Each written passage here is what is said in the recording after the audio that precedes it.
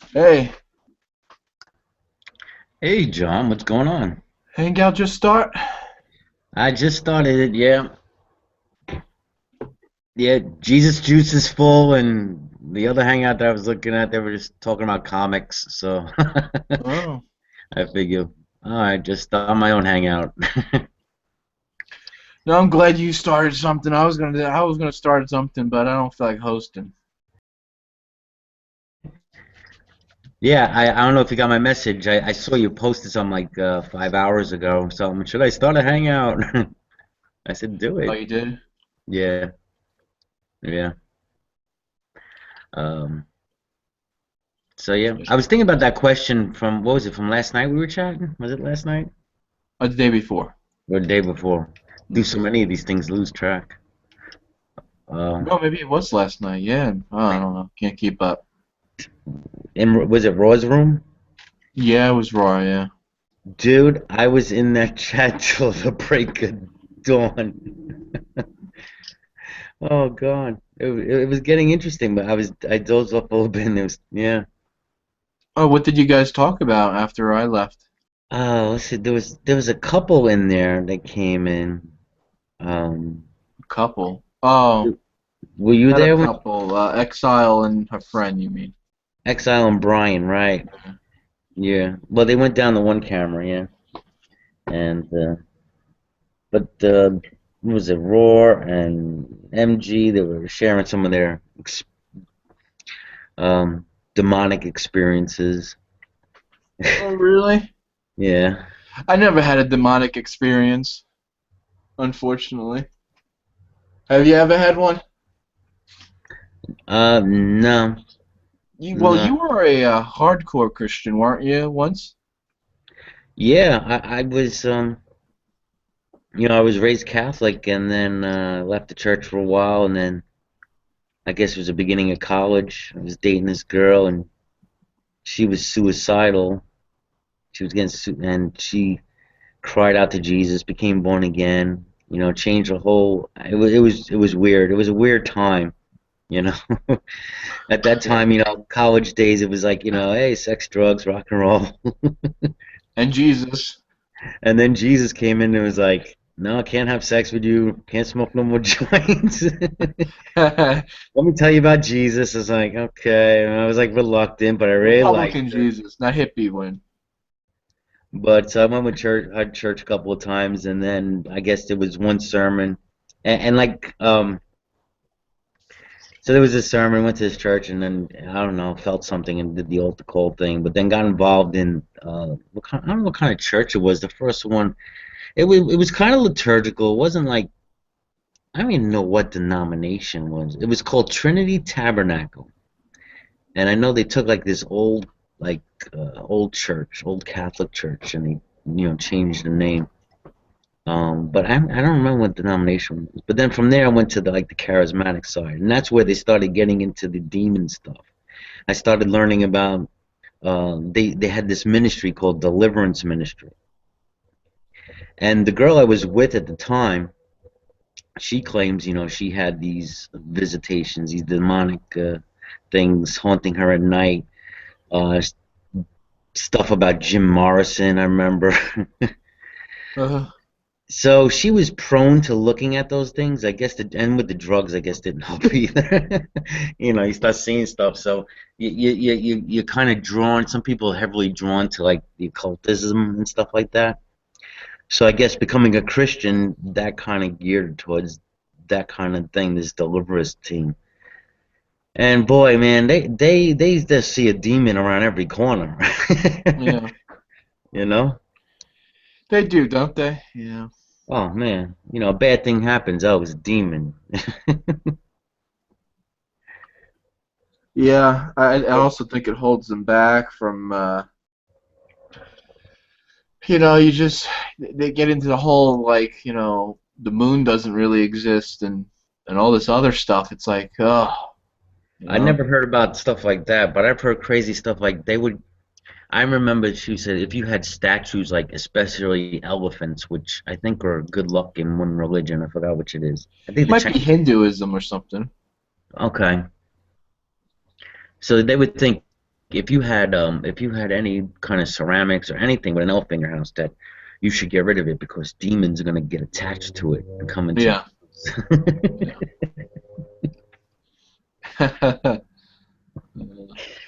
house. I thought it was weird when I was a Christian.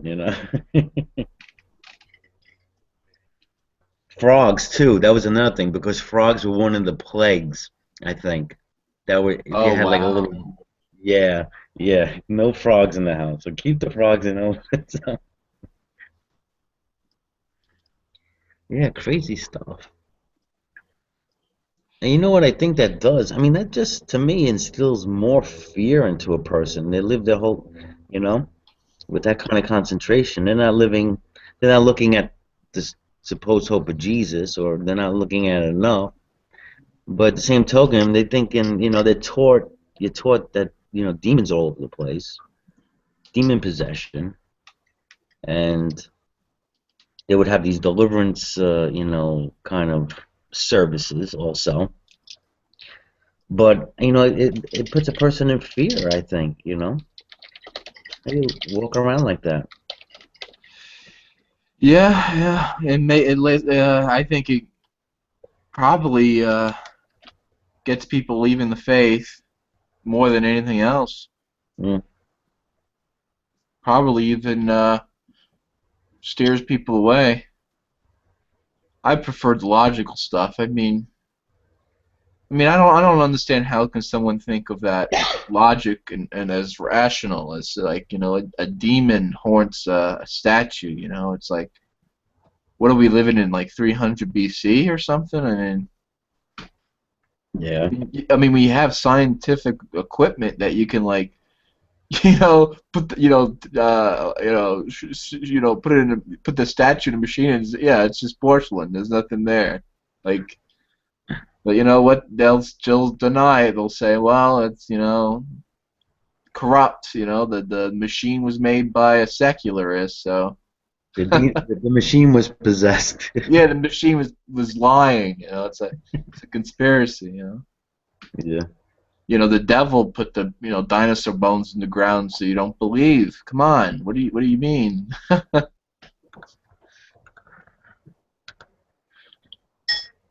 Yeah, I put a link out there on my page. Hopefully, we get some people coming in. Sure. You know what I found funny also? They would Oh, it at looks like Rob Baisley has a room open. I have an invite from him. that I think that's from earlier. Oh, is it? Yeah, All religious prophecy is crap. yeah. Well, what happens with this Jesus then? Isn't Jesus supposed to fulfill the prophecy crap? Well, not his Jesus. Oh, not his Jesus? Okay. This Jesus is the Gnostic Jesus. Yeah. But Yeah, I got into it with a black Hebrew Israelite and Idol Smashers Hangout. And and this guy's big thing is, Moses was black. He was a sub-Saharan African, Negro. okay. It's a lie, that him being Caucasian. It doesn't matter. I don't know why people get into all these conspiracy things. It's like I don't know. Napoleon said that history was a lie that we all agree with, but it seems like a lot of people have said that.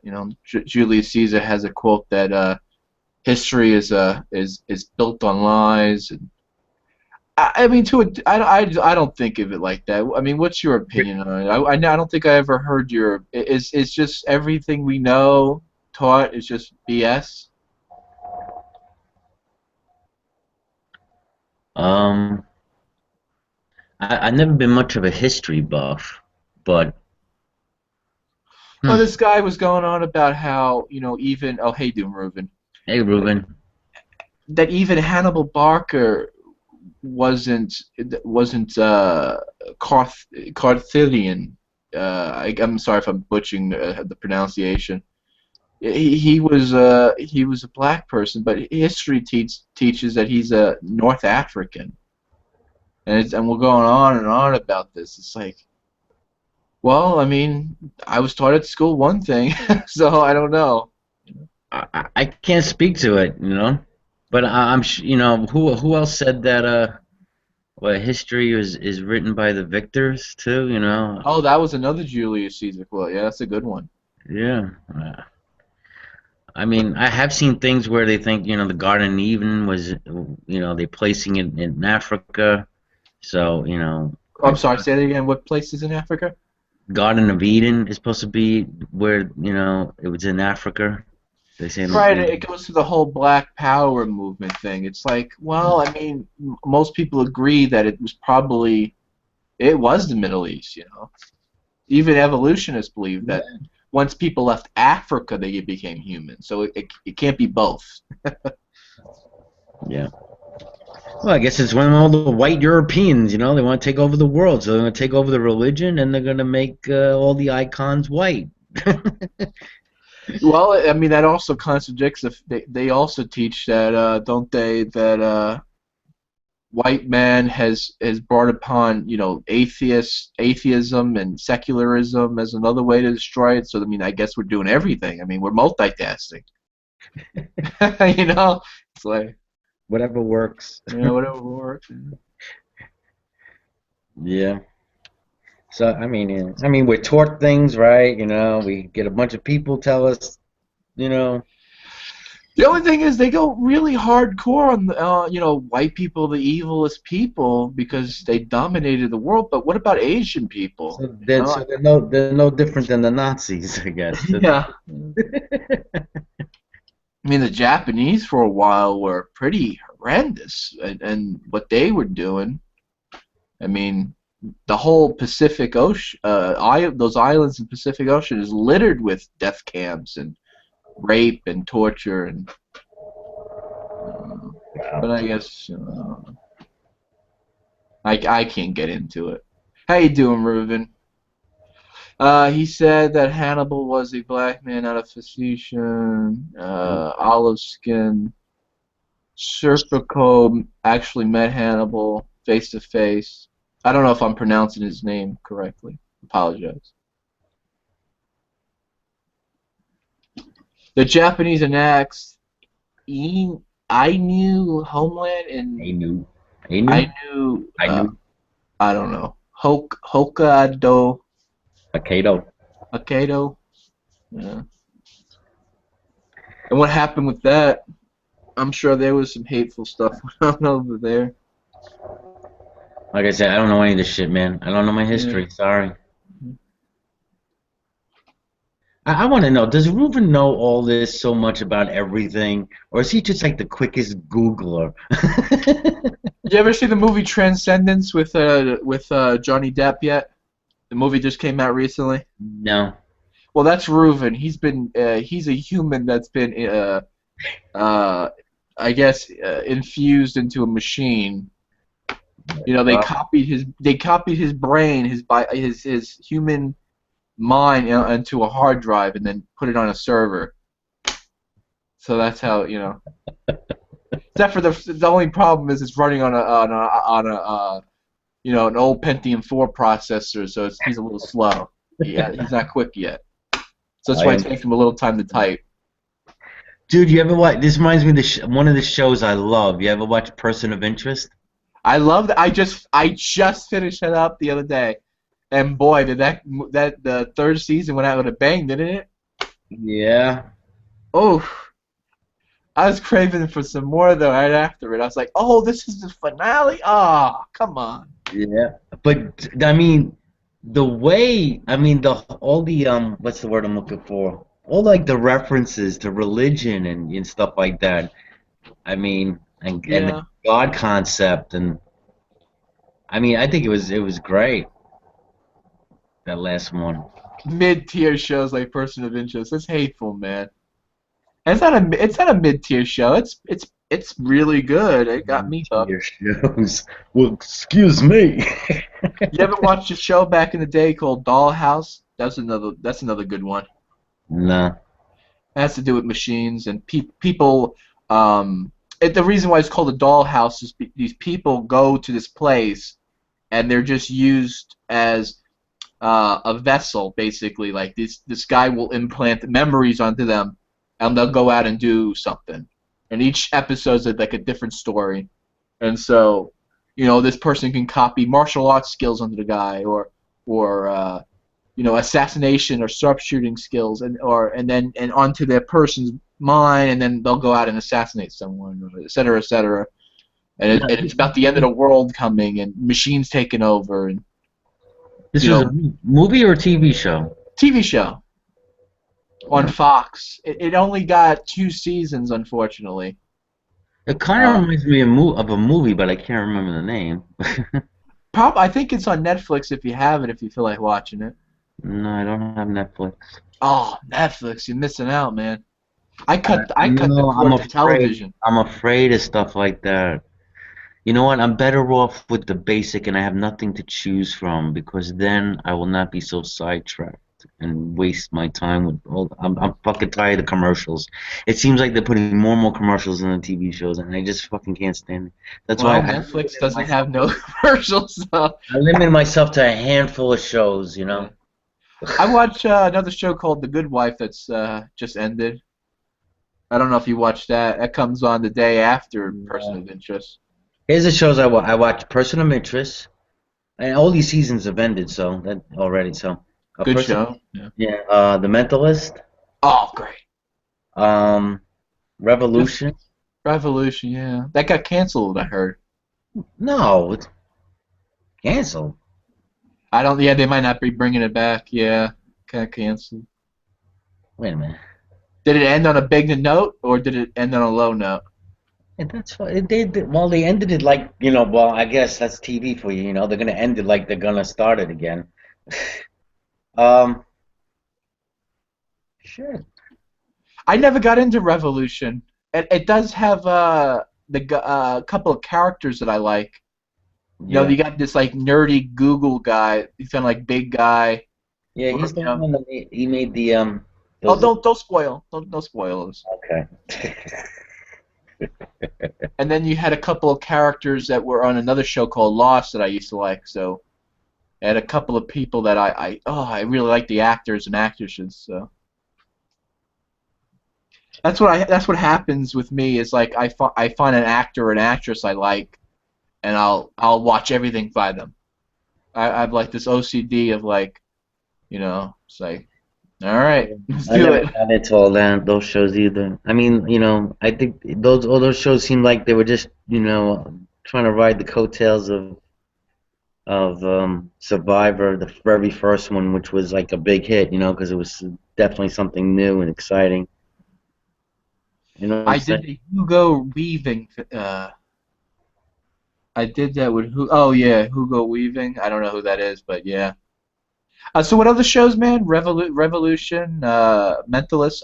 That's great. That's a great.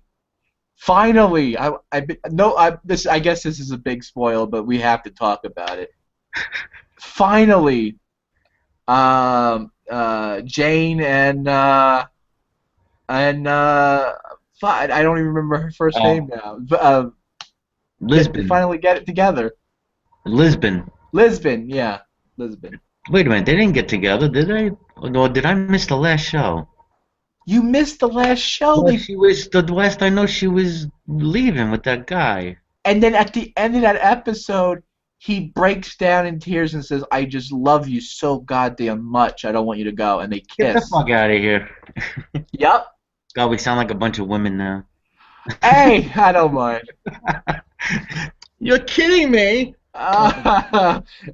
Oh man, finally. You just ruined it for me, John J. Dobbs. Yeah, apparently the next season of The Mentalist is the final one, and they're saying that it's the final season is gonna be really big, so probably gonna be a really good serial killer or something, and I'm waiting for it, man. I can't wait. Got a year to go. I love the concept, but yeah, I guess after a while, it just, how much can you do, Yeah, the only critique I have of that show is he killed Red John in the Yeah. middle of this season. I'm like, why didn't they save that for the ending? But I like the ending No, it was though. kind of So. getting dragged out, man. Come on. It was getting dragged out as it was. You wanted Oh, to go what you drag it think out for so? another half a season? I kind of like the concept of a secret gang within the police, and they have this tattoo that's they Yeah. symbolize, and Yeah. they Yeah. kind of just they brought it up, and then for a couple of episodes, and then just killed it off. So I don't know. Well, who knows? Maybe they, what they'll do is, some of them got away. There's other people with a tattoo. I thought what was this guy, the Chinese guy? What's his name? Chen? What's his name? I thought Oh he, yeah, yeah, Chain, yeah, Chain. Oh yeah, I can't remember the names, but I yeah, thought, I thought he was gonna turn out to be one of them. he's such a good guy though. I love him. Yeah, but maybe that's, who knows? That's why I wish more people were like him. He's so morally sound as a person, you know. Very, very straight. Yeah, too straight in a way because he doesn't seem like he can't have fun, you know. He's the Spock of the crew. Yeah, and sometimes you gotta be open, man. You gotta have to go out with your friends and have a beer once in a while, you know. Well, Can't that's be that stiff necked, you know. well, this is what makes a good show. All the different types of characters and personalities. Yeah. So, but yeah,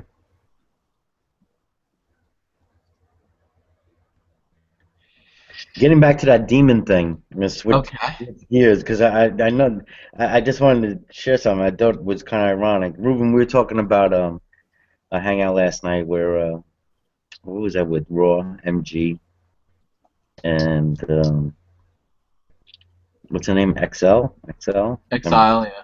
Exile, and they're sharing their demonic experiences. So, Ooh. but anyway, I was sharing how I was involved. I was in a church that had this deliverance ministry, and but I found it funny is that they would have like a weekly or maybe like a bi-weekly meeting, and they would call it a deliverance meeting. You know, it might be on a Tuesday night or something. So I always found that funny. Oh, wait a minute, you're not. Oh, wait, I thought you're supposed to be on God's schedule. You're gonna put. It's like, okay, Tuesday, 8 o'clock. Come and get deliverance. Come to the deliverance meeting. I always heard that the movie Deliverance was actually a pretty decent classic. Isn't it about But religious people? um, I I don't guess you're know. not a big movie buff, huh, TP? No, no. TP. Third proverb, or I don't know. You have so many names, like I can't keep up. John, John, you like just John? Okay. John is fine. What's up, Prescott? But yeah, I just find it funny. They're gonna make God show up at a certain time. Cast out these demons. Yeah. What can you do? I guess Thor is more important, for Thursday, Ha ha. Hi, John. Hey, Prescott. Yeah, two Johns in the room, huh? Yeah.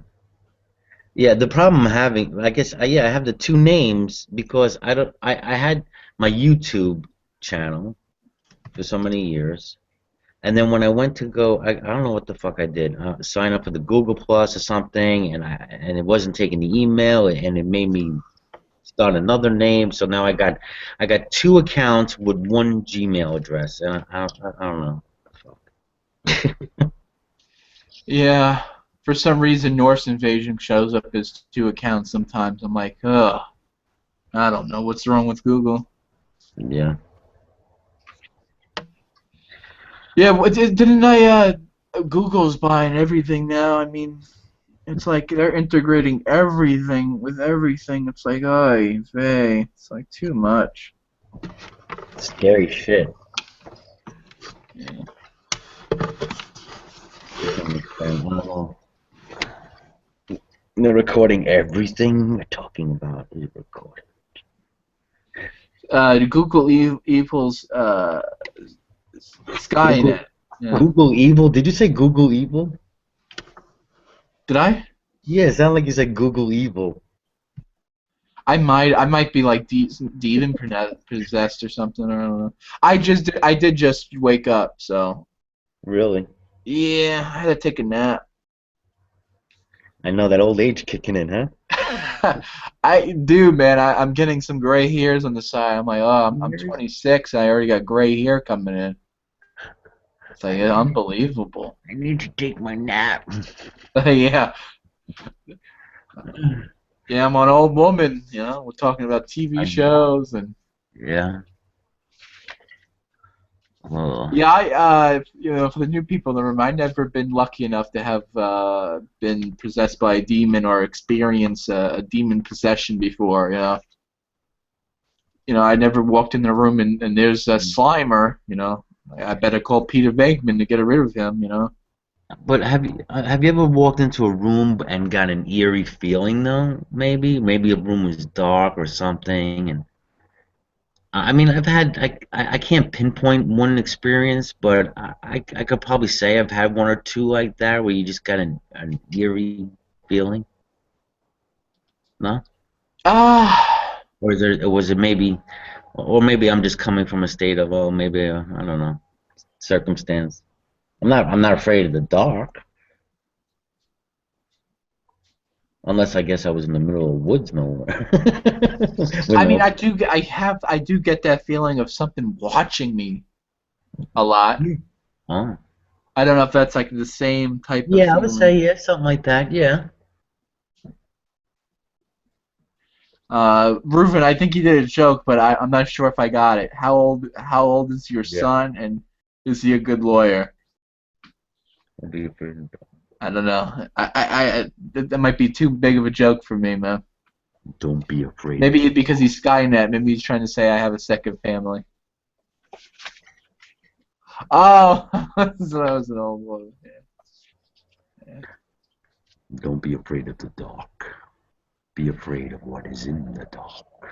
Yeah. No, I've never had spiritual experiences before. I know that sounds weird. I've never had anything like that. You know? Well, as a Noahide, do you, I think we talked about it. I don't know. Do you pray, meditate? I don't pray. No, I can't say that I do. I've never really. I don't know. I do sometimes like murmur out to God. Sometimes I'll just like blurt out something and hope He's listening. But I thought you believed in a personal God.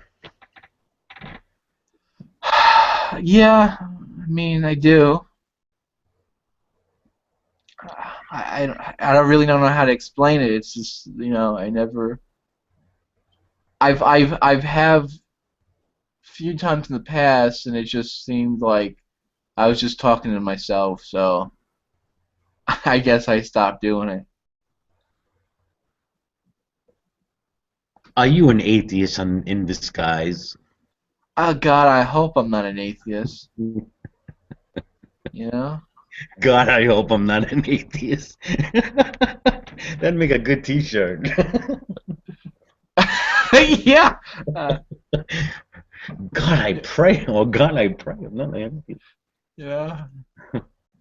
It's like something that I don't even really. The only time I talk about God, ironically enough, is when I talk to other people on the internet. It's like throughout the day, I don't even think about Okay. God or the Bible or anything like that. Hmm. So what do you think about? Thinking about how to just get out of a rut and just get my life going. That's like what I'm thinking about.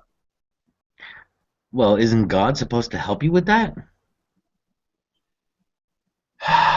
Yeah, I think he should, or the creator should. I mean, I want him to, if that makes sense. Oh yeah, And it makes that I sense do to me. sometimes murmur, like I say, I murmur out to myself. I'm like, I could be just walking. I'm just standing in my garden. Maybe I'm watering my garden, or I'm in the backyard relaxing. I'm like, God, just, you know, get me motivated, get me going. Just push me a little. I just want to. I don't want to keep going in these, circles. I don't want to be, like a pig, wallowing in shit all my life. Let's get my ass out there and energize me. So what would you expect God to do? I mean, what would an answer to that prayer? What would it look like to you? What would it look like to me? I would say that it would look like that I wake up one day and I just have this energy, this motivation of just leaving, packing my bags, doing something I always want to do was travel. You know, Mm-hmm. um, I don't care if it's hitchhiking.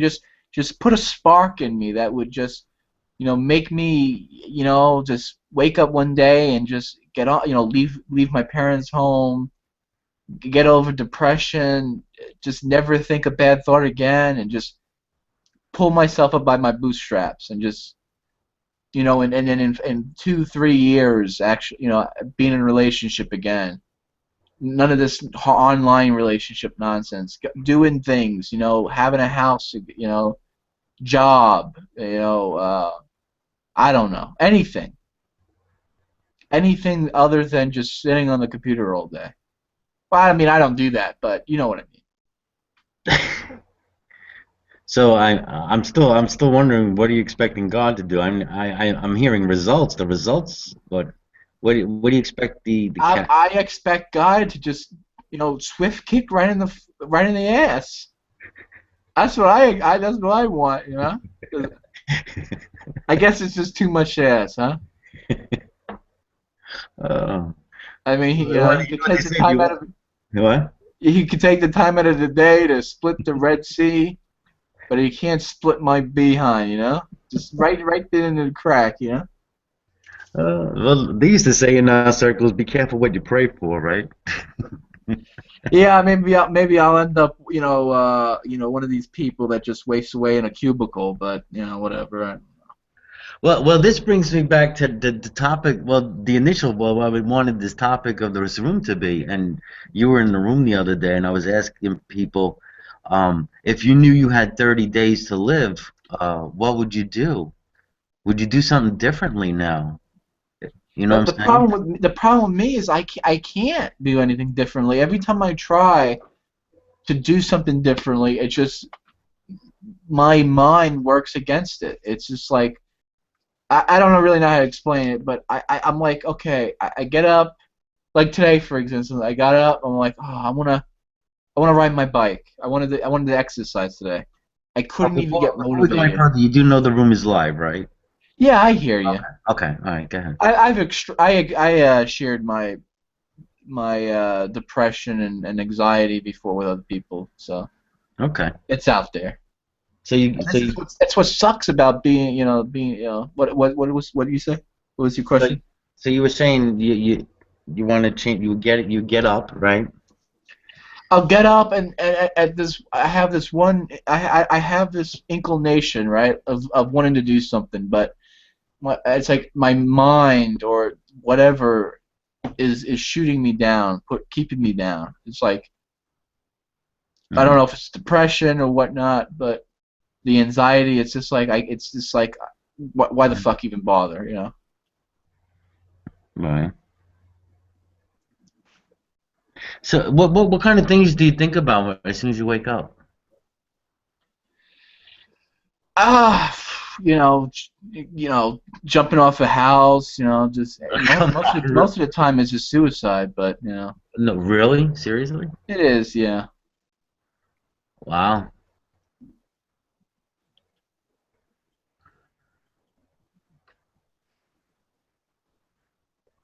So, what if you could you do you think you could consciously now again I'm going to put in my disclaimer here. I'm not a counselor. I'm not a certified counselor. I don't have no medical Yeah. degree. But do you think you can consciously wake up tomorrow, say after you go to sleep, you know, wake up the next day and consciously think a positive thought, just one thing, like to one thing to be grateful for when you get up. I've tried. I'm I've gonna stop you been there. I'm gonna doing it. stop you there. There's a word you have to stop using, and I make a conscious effort of it too. You got to stop using the word try. Yeah, Because, you know, you're right. because try is already setting yourself up for like, failure. Oh, I tried. It's like, so that first thing, yeah, get rid of that word. Throughout the day, I look at the beauty of the world. Like I look out my window and I go, "Oh man, it's so beautiful outside." And I'm trying to. Well, I'll go. Boom! I did it again. No, Right. no, it's all right. I No, am. I guess you're talking about the past. Like I've tried. Okay, okay. So I haven't. let's get in a moment and say, like I'm asking you, can you in tomorrow consciously, instead of the first thing being a negative thought, okay, can you start it out with a positive? I don't think I ever have, and I probably wouldn't be able to. But Okay. what I can do, I can safely say the second thought would be positive because I've been doing that. Right. As soon as I wake up, I might think like sometimes my first thought is, oh, I'm up again. Why didn't I just die in my sleep? But my second thought is, I'm gonna make today better. I'm gonna see the good in the world. I'm gonna That's good. be happy. I'm gonna smile. Smell the flowers. Good. Um, Good. the problem is it doesn't work. It doesn't stay. It's like Well, no, of course it's not gonna stay. I mean, are you expecting your whole day to be in a euphoric feeling? well, I want it to be I want it to be at least neutral. I want it to be at least somewhat positive than somewhat negative. If Okay. that makes any sense. Like It, well, it your makes a life, lot of sense because like your life isn't always constantly negative, right? no, no, it But it's isn't. also not euphoric either. It's not like you're, a No. constant orgasm every second. It's like yeah, but Part of my, I guess my temperament, all my, as far as I can remember, has always been one of an even keel kind of thing, I'm um, sorry. What? like an even, even tempered. You Yeah. know, I don't get quickly angered. Um, I usually have a lot of patience with people, but other times I can get more impatient with myself, wanting results just on a personal level for myself. So I probably get more impatient with myself than I do with other people. See that? Yeah, I agree with that because it just seems like other people can get shit done. I can't. It's like. And Well, then to respond to Prescott, he says, "We see in history being made. One day I'll discover the meaning and purpose and never see me again." I hope, I yearn for that to happen. I hope that one day I'll shut the computer off and never turn it back on again. well, well, okay. So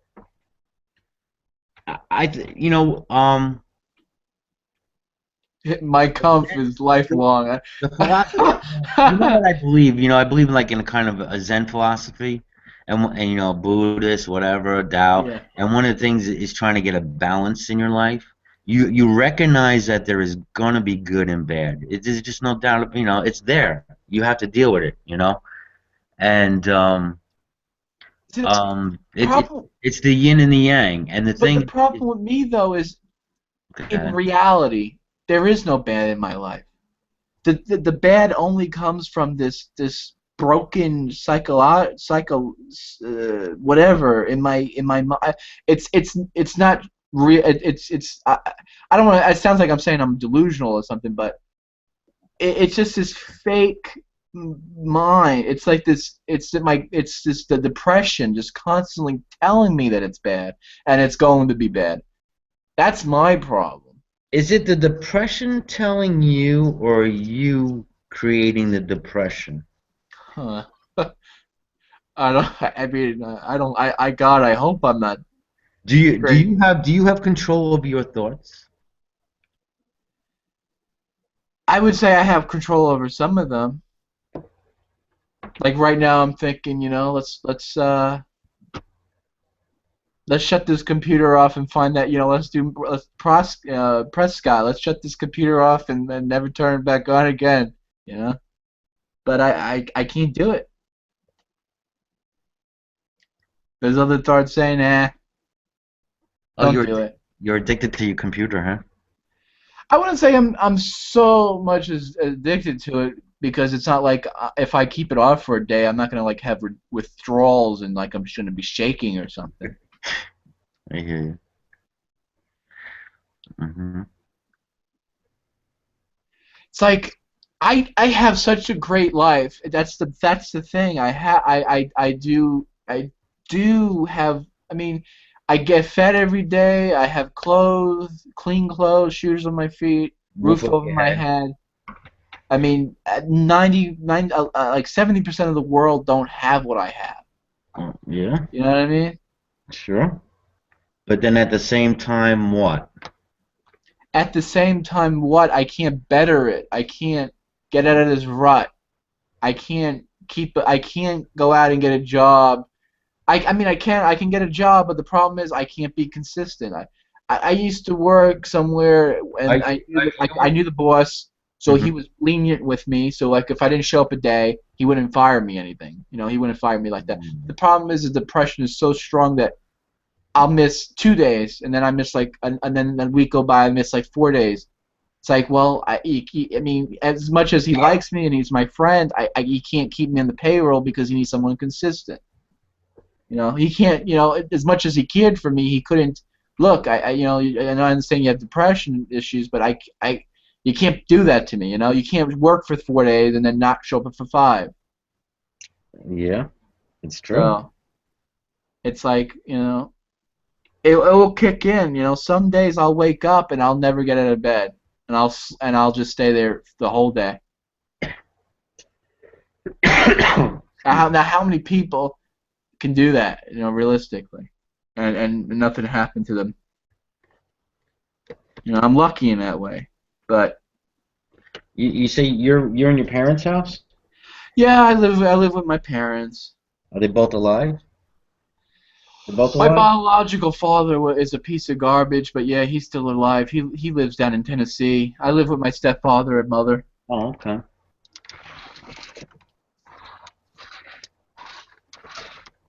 Unfortunately, my mental illness has run in my family. My father is oof. He's not that bad, but his mother was severely depressed. She used to pretend to be Jacqueline Kennedy. Uh, that's how delusional she was. She was condemned. She lived in the 50s, and she used to go to places pretending to be Jacqueline Kennedy. you know, it's like I guess today and age, I mean they'll I guess it's not as bad, but back then they thought it was crazy. Hmm. Yeah, yeah. At least she was Irish. Yeah. So it sounds like maybe you do need a swift kick in the ass. I have. I mean, I had like a great great grandfather who's like a Pentecostal preacher, Oh and yeah? and there's stories of him swinging an axe around. Um, In the church? Or yeah, that's how. I mean, I was talking to a friend. He goes, "Well, that's not odd. I mean, he's a Christian." But I mean, when you well, think I about it mean, yeah. logically, In what context was he swinging an axe around? that he was just delusional. He's chopping down demons, Okay. spiritual. You know what I mean? How you got to be that. I mean. Got the Jesus axe out. Yeah, I mean, Well, I'm hogging the floor here with my elements of the world. I mean, Prescott, you want to chime in, or I'm sorry. you grew up Pentecostal. Mm. You have any crazy Pentecostal stories for us? Yes. Pentecostal Prescott. I mean, you don't have to share them. It's live, by the way. Oh no, the stories are okay. I guess because I know that I've listened to some of the Hangouts. Um, was I ever slain in the spirit? Actually, that's I was kind of going to go there because that's usually a question that non-Pentecostals, or at least even Pentecostals that have not had typical Pentecostal experiences, will ask that question. I went through, I'm 50 years old now, and I went through most of my life as a Christian up until my mid-30s, or my early 30s, before I had been slain in the spirit. Trinitarian. And Yeah, me too. Trinitarian Pentecostal. yeah, and but when I was young, we would go to agreed, Rouvain. No, it's Reuven. You had it right the first time. Oh, okay, whatever. Um, He is Skynet. we did, yeah, yeah. Okay. Anyway, Mrs. Sunshine used to be a oneness Pentecostal. Anyone remember her? Oh yeah, yeah. no, I Now don't. she's like a Buddhist. I Well, remember the day that she no, I remember the day I was in Stickham and she deconverted that day and she comes in and she's like, "Well, how you got fuckers are doing today?" And I'm like, "Sister Sunshine, what happened?" And she's like, "Well, I was out clubbing all night." I'm like, "Clubbing?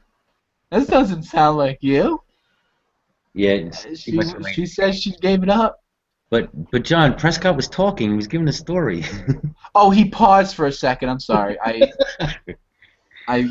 You got to excuse us New Yorkers, Prescott. no, I It's the understand New that. York Minute. You got to keep going. I've done I've listened to enough Hangouts to realize that people are just looking for pauses. So uh, anyway, we would go to church camp in the summertime, and uh, and so there would be like Pentecostals from all over this region, um, and so that would be, kind of like take in three provinces in eastern Canada, which, like, there's the small provinces, not the big ones like out west. So anyway, after uh, most meetings in the evening, of course, people will go up and rededicate their or recommit their lives to Jesus. We're Arminians, so we always believe that um, by the next morning we weren't saved anymore. So they would go. They would go to the front and be prayed for, and so people would either be bouncing up and down like Mexican jumping beans, or they would fall down on the concrete floor when they were prayed for. Now, when we were younger, at least I didn't see people trying to push people down like I have seen as I got older. When I was younger, it would not be unusual for people to, when they would pray for someone, they would just, collapse, like they would just fall like a tree in the forest on the floor. And I don't remember ever seeing anybody, even though they would be like landing on the concrete floor. And they eventually had some carpet installed, just thin carpet. But I don't remember anyone ever being hurt. And in all the time that I've seen people kind of bouncing around, like literally jumping up and down within inches of people's heads on the floor, I've never seen anyone actually jump on anyone that was lying down right beside them. It really was a rather crazy phenomenon to me to see this happen, because it was just and the many times that I had been prayed for growing up, I never fell or was slain in the spirit. And although I did speak in tongues, and there wasn't any. I was 12 years old the first time. Yes, I did. You spoke gibberish. Well, That is true too. What's that? That is true too, because I've been there too. Your story sounds just like my story. I know someone who swears they spoke Hebrew when they did the tongue thing. Yeah, I don't know that it was a language. I was actually reading Reuven's comment when he said you spoke gibberish. I have given all of this a lot of thought for a long time since I left the church, because I have actually been trying to convince myself that it was gibberish and I can't do it. But the phenomenon or the phenomenon of speaking in tongues, while it might be gibberish, I agree. There is that issue of speaking in another language in which other people should be able to, or someone should be able to understand it. But there is a phenomenon that even outside of the Christian experience of people doing what they refer to as speaking in tongues. And so I do distinguish the difference between perhaps a gibberish that we would speak versus another language that is referred to in the Bible, because there are other, as I say, there are other groups that do this as part of their own religious type experiences. There's in Africa and I'm trying to remember if it was Malaysia or some Oriental country. There is a group there, and they are not Christian. They're not Pentecostals. So, it has to do with like essentially kind of letting go of the kind of disengaging your brain, the part that actually controls your speech. And so you go off into, well, I guess if you want to call it gibberish, but it is something that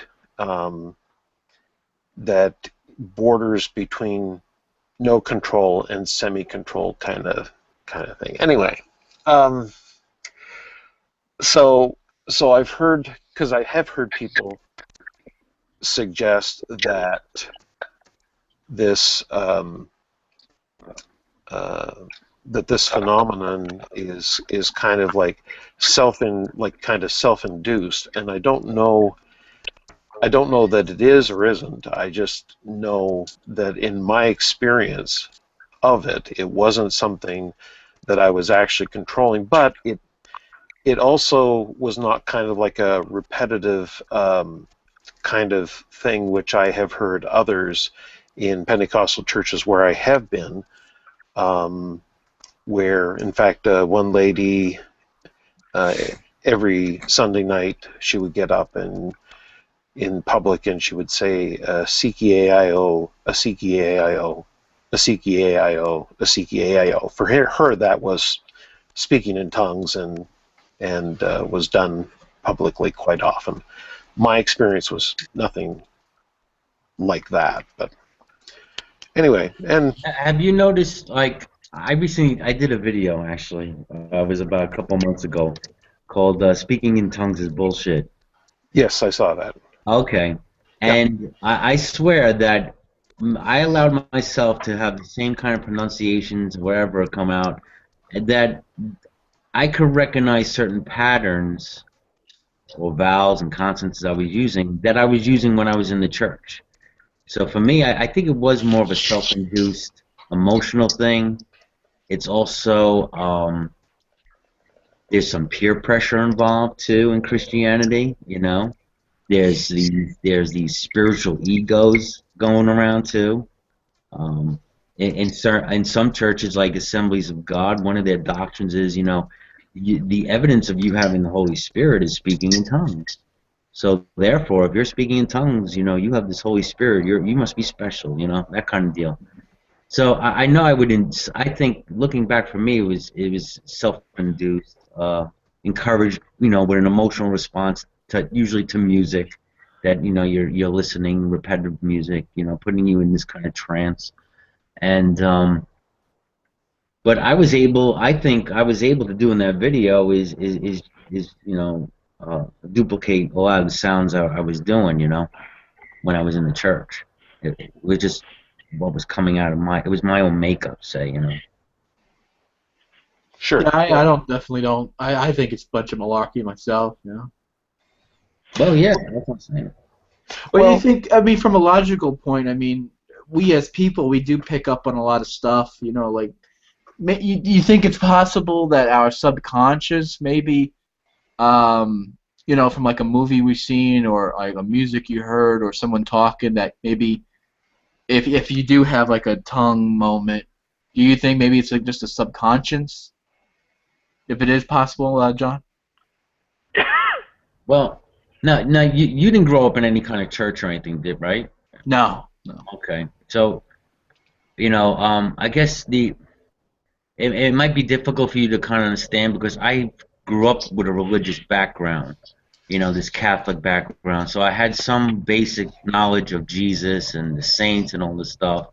And then when I was explaining how I went into Pentecostalism and born again stuff, you kind of carry that knowledge over, and then there's all these additional kind of benefits, and you're constantly surrounded. You're just in that atmosphere. There's no internet at this time. So you stay in a certain community. Your beliefs are constantly reinforced, and all this other stuff. And So have you ever spoken in tongues before, John? yeah, I was just talking about that. We're not listening. Oh, okay. But you were saying that. But well, I guess my follow up would be I mean, have you ever like remembered something you said in tongues and then looked it up and Googled it and see if it actually translated into Well, something? there was no Google then, bro. I'm talking like the Yeah. late '80s, early yeah, '90s. You know, and Battle Up came in '95 or something like that. yeah, So I and guess from your perspective, you don't think there's a possibility of your subconscious maybe spoke words. I might have probably by accident, but nobody ever interpreted. Or you have these interpretations. I've spoken, and people say they had the interpretation, but then that's coming from their own psyche also. Right, You right, yeah. there was other things called word of knowledge. I remember one incident probably. I think it was, I don't know, we're in prayer, and so I spoke out and said I had a word of knowledge. This is supposed to be one of the gifts of the Holy Spirit. And it was something about looking after the kids or something like that. So then when usually you have this in the church, usually, another person will rise up to confirm it. So that kind of confirms your spirituality. So there's, they have this same kind of feeling. And they're like, I confirm that, amen, and I was feeling the same thing and blah, blah, blah. So, it's confirmation bias. It's, it's just like these big meetings. Somebody, when they do the healing thing, I got a word of knowledge. Someone's got a back problem. Well, the larger the group, the greater the odds someone has a back problem. Yeah, well, yeah, I'm totally on board with you on a lot of that. Um, but in the early '90s, there was a movement afoot. I guess it was introduced by Rodney Howard Brown. Where and I think it was down in Florida. I don't know if it was Pensacola, Florida, or not. And that it and then it kind of migrated up to the Toronto area, the Toronto Vineyard, in what became known as the Toronto Blessing. Yes, I remember that. The holy laughter. Yes, yeah, Yeah. people roaring like lions and falling down on the floor and stuff like that. Crazy. Now, as I said, like in all my years growing up as a Pentecostal and seeing all of these things, okay. Will you be addressing my citation of the Testament of Job Prescott? Maybe. I'm just reading a comment by Reuven. Okay. Do you want me to actually read I thought it? you were just having a religious experience and doing something to yourself. No, I'm just talking to Moses here.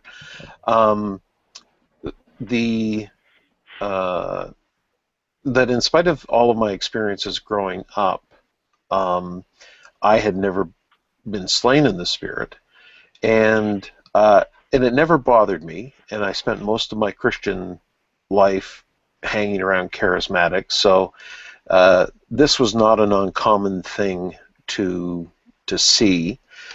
But when I went to the first meeting in our area where this phenomenon was going on,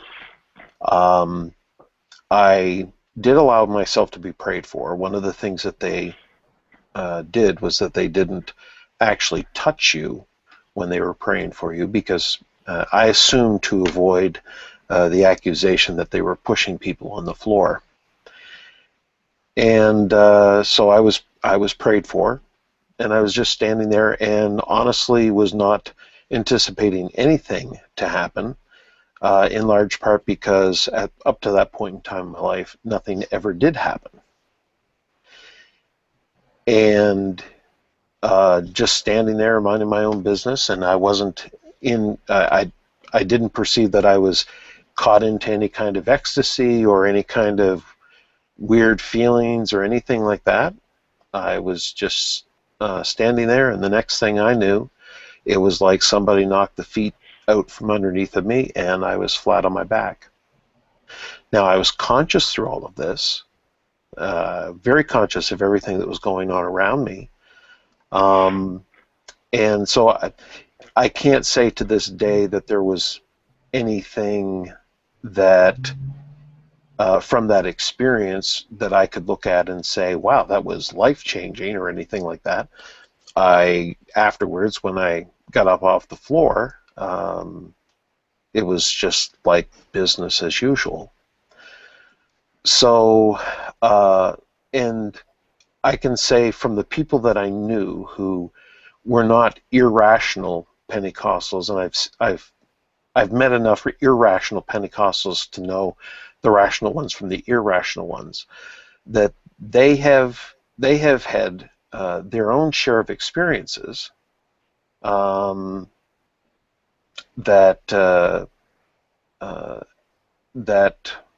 I know are not something that they contrived or manipulated, and I have listened to some hangouts where others have talked about kind of their religious experiences. I could talk about a bunch of other stuff other than being slain in the Spirit and speaking in tongues from my own Christian experience when I was a Christian. But at the end of the day, we still have rational thought to deal with. And regardless of those phenomenon, and regardless of the spiritual experiences, that when it actually came to wrestling with the text of the Bible and in the internal problems that I found emerging between the Old and New Testaments, that regardless of my spiritual experiences, they could not push out those questions, and my ultimate decision to leave Christianity. So anyway, now I'll catch up with what Reuven's saying, and you guys can kind of go from there. Very interesting. What, John? Nism? I said it was very interesting. Yeah, I remember Rodney Howard Brown. I remember that whole Pensacola thing, and even as a Christian, I mean, even though I was like in a lot of the charismatic stuff, you had these extreme cases, and Rodney Howard Brown was one of them, and he did definitely bring controversy, even among Pentecostals, you know, about his validity and stuff, and you know, and people say, It's interesting because Prescott says he had, these religious experiences, but I think you're a non-believer now, aren't you? I'm a non-believer in the theology and doctrine that I was raised in, but and this is always the question that gets raised when people realize that you've had these religious experiences. It's kind of like, well, how do you rationalize those things, or how do you explain those things now that you aren't a person who actually believes in this stuff? And it's is it group psychosis or some kind of phenomenon like that, or is it self-induced? And the problem is as I say, I go back and I recall these experiences. I'm not one. I'm not one that's really given to looking for the weird stuff. If it happens, it happens, and enough weird stuff has happened in my life that perhaps my faith at that time, or my religious upbringing, was shaping the context that I was placing on these experiences. Because what I've since learned, while I haven't really seen a lot of people necessarily fall down on the floor the way I used to see Pentecostals do, that a lot of other experiences are experiences that other people have who are not Christians. And whether it's a dream or some kind of experience that gives them insight that they could never possibly have, and I understand with dreams you get into the subconscious stuff, but that you, or near-death experiences is probably a good example, because you go from group to group around the world of people who have these near-death experiences, and they're never the same, but the commonality is the experience itself. Okay, so I've had quite a number of, I guess what could be called near-death experiences, and I suspect it is something of a common or whatever sort of experience. I basically, grayed out, blacked out, and that was it. Yeah, look, we all have brains, right, that make a I've had consciousness. a lot of them, actually. Brains. I barely have two so- brain cells to rub together myself. So. So I mean, but we're made of the same stuff, right? Our brains are kind of the same shape and stuff, and we can relate to each other. So don't you think our near-death experiences will also be relatable? The important And thing any here other is I've had a experience? lot of them. So if There's Well, supposed to be you're visions saying in afterlife. I've had a good 40, 50 chances to have one, and I haven't.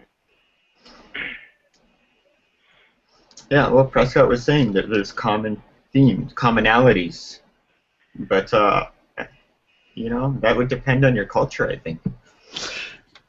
Yeah, like it's but I think that I agree, Nadia, that it's the near-death experience that I'm saying is common, but what each person experiences seems to be unique from person to person, or that you might have someone who grew up as a Christian, and they will claim to, see Jesus, but someone from another culture says that they meet a man, or they might not meet a man. Some people don't meet anybody at all. Or to see Muhammad. Well, yeah, like it's kind of like, they sometimes may impose assumptions about who it is that is They always do that. What's that? They always do that, hey? There was a news article about a boy who had a near-death experience in Florida. He's like the son of a Baptist preacher, and he said he died. The kid died and came back and said he met Allah, and it completely destroyed the faith of the family. Oh. I don't know if people didn't hear about that on the news, huh? No, I haven't heard. But... Oh, that was satire? No, don't tell me that was satire, Smart. That had to be true. Please let it be true. It wouldn't surprise me either way. Okay, sure. Yeah, Well, I think Ruben was the one that shared that with me. That was I was laughing my balls off when I heard that. I know that's kind of hateful, but Well, it's I mean, well, this is the thing that I find fascinating. Like there was, I listened to an NPR debate.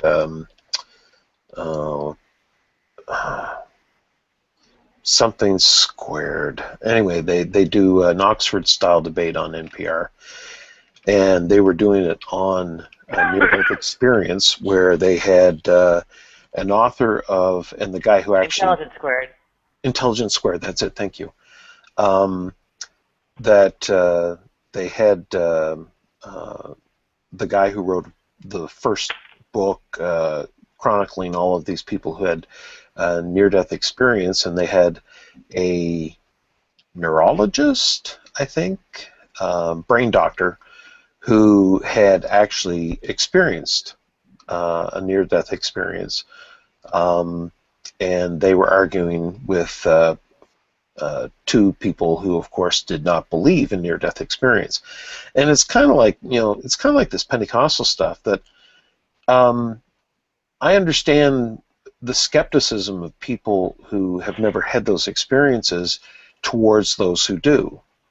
But it's really like any experience that someone has that someone does not have, and that is the question that is always in the mind of the person who doesn't have the experience is, well, what other explanation can I come up with for this experience?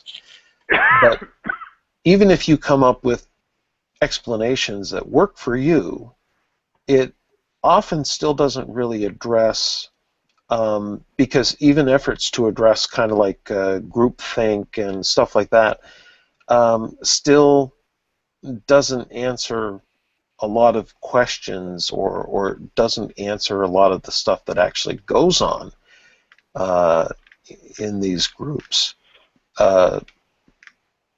with any kind of, like, in any kind of way. You're talking about a naturalistic point of view? Yeah. Yeah, a lot of people hold on to that, but yeah, with things like groupthink and stuff, I mean, we're not one organism. I mean, we're raised and bred to think like that, but we're connected to, the world and basically each other. Like, I'm affecting you, you're affecting me right now across the world. Yeah. I mean, we're connected all over the place. I mean, why couldn't there I mean, something arise out of that, where like the Earth is a big organism. Yeah, well, before the internet existed, we just didn't have the metaphor of the internet to describe it for us. It's like we connected an electrical system across the world. It already had a biological system. Exactly, yeah. Pretty soon we're going to lash on a musculature and move the Earth. Yep. Well, you know, because I've listened to some of the debates, like between atheists and Christians, and that's usually often what it comes down to, is that unless you actually grow up in that environment or have those experiences, the people that don't have them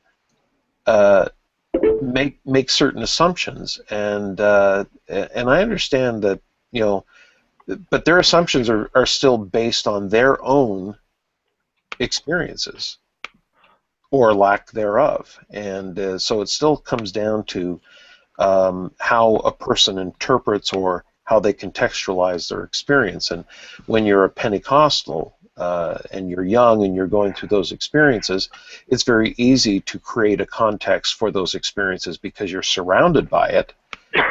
But it's really, what about those that aren't Pentecostals or aren't even Christian or aren't even religious, that you discover have had experiences that they simply did not have the language or the context to, I did say a boot. Sorry about that. Not having the language or the context to explain an unexplainable event does not presuppose Mohammed and a god, or whatever, any specific god. Right. So, I mean, you don't dive into Pentecostalism or any type of Christianity or Judaism or whatever because there are some unexplained. These people are, well, I mean, they're raised in it. It's not a default belief, if you get what I mean. Well, yeah, I might have been just briefly distracted enough to miss that. Like, but I think we're saying the same. I think we're saying the same thing. We recognize that people, even outside of the circles where this stuff is common, still experience things that are unusual, which, because they lack, maybe perhaps because they lack that, the culture, the religious culture, that they're not describing something that they experience as a word of knowledge or a gift of some sort, that if a Pentecostal were to experience it, they would immediately have a word to describe what it was that they thought was happening, but that's only because they have the language to describe it. And when I listen to people who have the same background as me, I can listen to them describe what they go through in using the language that I was familiar with because I grew up as a Pentecostal. But when people aren't growing up in that environment, they're describing something that I'm struggling to kind of put together. But once you get a sense of what's going on, it's kind of like, yeah, I know exactly what you're talking about. But they aren't Pentecostal, and they don't have that. As I say, they don't have that language to use in describing their experience. Couldn't you say that the experience is generated from the mind, though, solely? I don't know, to be honest. Because it can be induced, like, I don't know, look at tribal nations. The Indians in Canada, they have sweat lodges. I go into them, and they're crazy hot, and you're crazy dehydrated, and your mind produces all sorts of crazy hallucinations. Sure. Yeah. Yeah, it's like I was talking earlier when I had these similar Pentecostal experiences. I think part of the thing is the music. You know, there was a certain trance, a repetitiveness that would go on. Certain chords too were supposedly, you know, kind of hit a certain part of the psyche. Certain chords. Yeah, so it is, you know, the music helps with that, you know, self-induction of Yeah, certain types of meditation can get you there. yeah. Brain injury. Yeah. You know, like, you know, this lane in the centrifuging. Yes, brain injury. That's yeah. That works. So does centrifuging, yeah. A near-death experience every time. These slain in the I don't know what it was, but these slain in the spirit experiences do happen outside the Pentecostal circles. I don't I forget where it was. Self-hypnosis, and then you have the whole, you know, mob mentality kind of, you know. And they're all telling you one thing, right? So Yeah, that's the whole peer pressure going on too. yeah. So, I remember that. in a kind of meta question, the Hangout says, our title is 30 Days to Live, and we seem to be going on about near-death experiences, and I'm not sure what else. What is the actual topic? Well, I hear you. Well, it started out with me and North Invasion. It was only me and him, and we got on the topic of demonic possession and stuff, and yeah, it kind of led to this whole thing. But I mean, we can bring it full circle in a way. they were talking about demonic. They were talking about demonic possession, and then Reuven and me came in the room. Yeah. Completely disrupt the room, you know? Was it just coincidence? Damn Canadians, you know? Well, we're going through all the things that happen in the Pentecostal movement. So here's a question. I think you were there, TP. What's your name? John. John? Yes. It sounds more like toilet paper, so I just kind of want to know. Or, you know, penetration. Is my name coming up TP? Is that what's coming up? No, but it's not easier to say than third proverb, right? If you want to address you. Yeah, that's right. John. Okay, I think you were there the other day, and those two people were telling me that maybe I should open my mind, you know, to experience a religious experience, because you can't experience it if you have your mind closed off. But wouldn't that be like what the Pentecostals say about opening your mind to the devil invasion? Yes. So how would you know if you open your mind? Would Jesus come in or would the devil come in? And how would you know the difference? I'd say or some sort of crazy come in, right? Like depends on who's around when you open your mind. You're alone, and it depends on who you want to have into your mind. Exactly. If you want to embrace your sinful, evil nature, then yeah, you'll have Satan come on in. If you're open to accepting righteousness, then God will come in. But if you don't believe in Satan or God, that they're like beings that can... Well, it doesn't matter if you believe. Are opposites. If we're talking about opening yourself up to a religious experience, then... But you can open yourself up to one aspect of the Satan, one aspect of the God, one aspect of something else, right? It's just like... Hey, there's only room. There's only room for one person enter the door. Not so black and white. You're trying to change shit around, and I don't like you.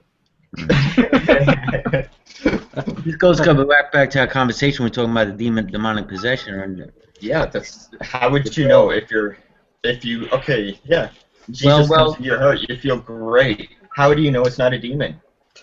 It's assuming you believe that. Again, you will know it. I guess it goes to your mindset and what you have a propensity towards. You know, like I was sharing earlier about a girl that I was dating, and she was drawn to occultism and stuff. So when she became a Christian, she naturally was drawn to this deliverance ministry where they were casting out demons and everything. You know, it was just that was kind of her mindset towards that idea, even though Jesus saved her and everything. Well. So she would have a tendency to see demons more than anyone else. I guess my tendency would be to question it, regardless of how it felt. Yeah. And that's where the question comes from. Well, I guess You know? from my experience, and as somebody who's had those experiences and is not a believer now, I was then, but I'm not now. I have found that often it is in the eye of the beholder. So you might have a religious experience and think it's really cool, share it with someone, and because when we were growing up, the rest, like all the other Christians in our town, thought Pentecostals were demon possessed because we spoke in tongues. So you could have your experience, but what's going to happen is everybody else is going to be interpreting what that experience means. So you don't tell anybody. I mean, the experience is for you. Sometimes that's the safest thing to do. but again, you point out part of the problem is that at the same time they want you to be open to the experience because they want the spirit to come in and do something. They're at the same time issuing these warnings about if you open yourself up, you're opening yourself up to demons and blah blah blah. Mm-hmm. Well, what kind of schizophrenia are you trying to induce here in a person that you're encouraging them to have experiences, to trust God, be afraid of demons, and what are you supposed to do? That's my question. Honestly. Yeah. I mean, yeah, that was my question exactly. Because you go, and let's say you open yourself up, and then you have this experience, and you're thinking, oh, I had this experience. And then you share it with someone and say, oh, that sounds like Satan to me. And it's kind of like, well, you're just going for the experience. So, and for me, that was one of the things that I did learn growing up in the Pentecostal church was, and this is what I say, like the difference between the rational ones and the irrational ones is that the rational ones don't pursue those experiences. If they happen, they happen.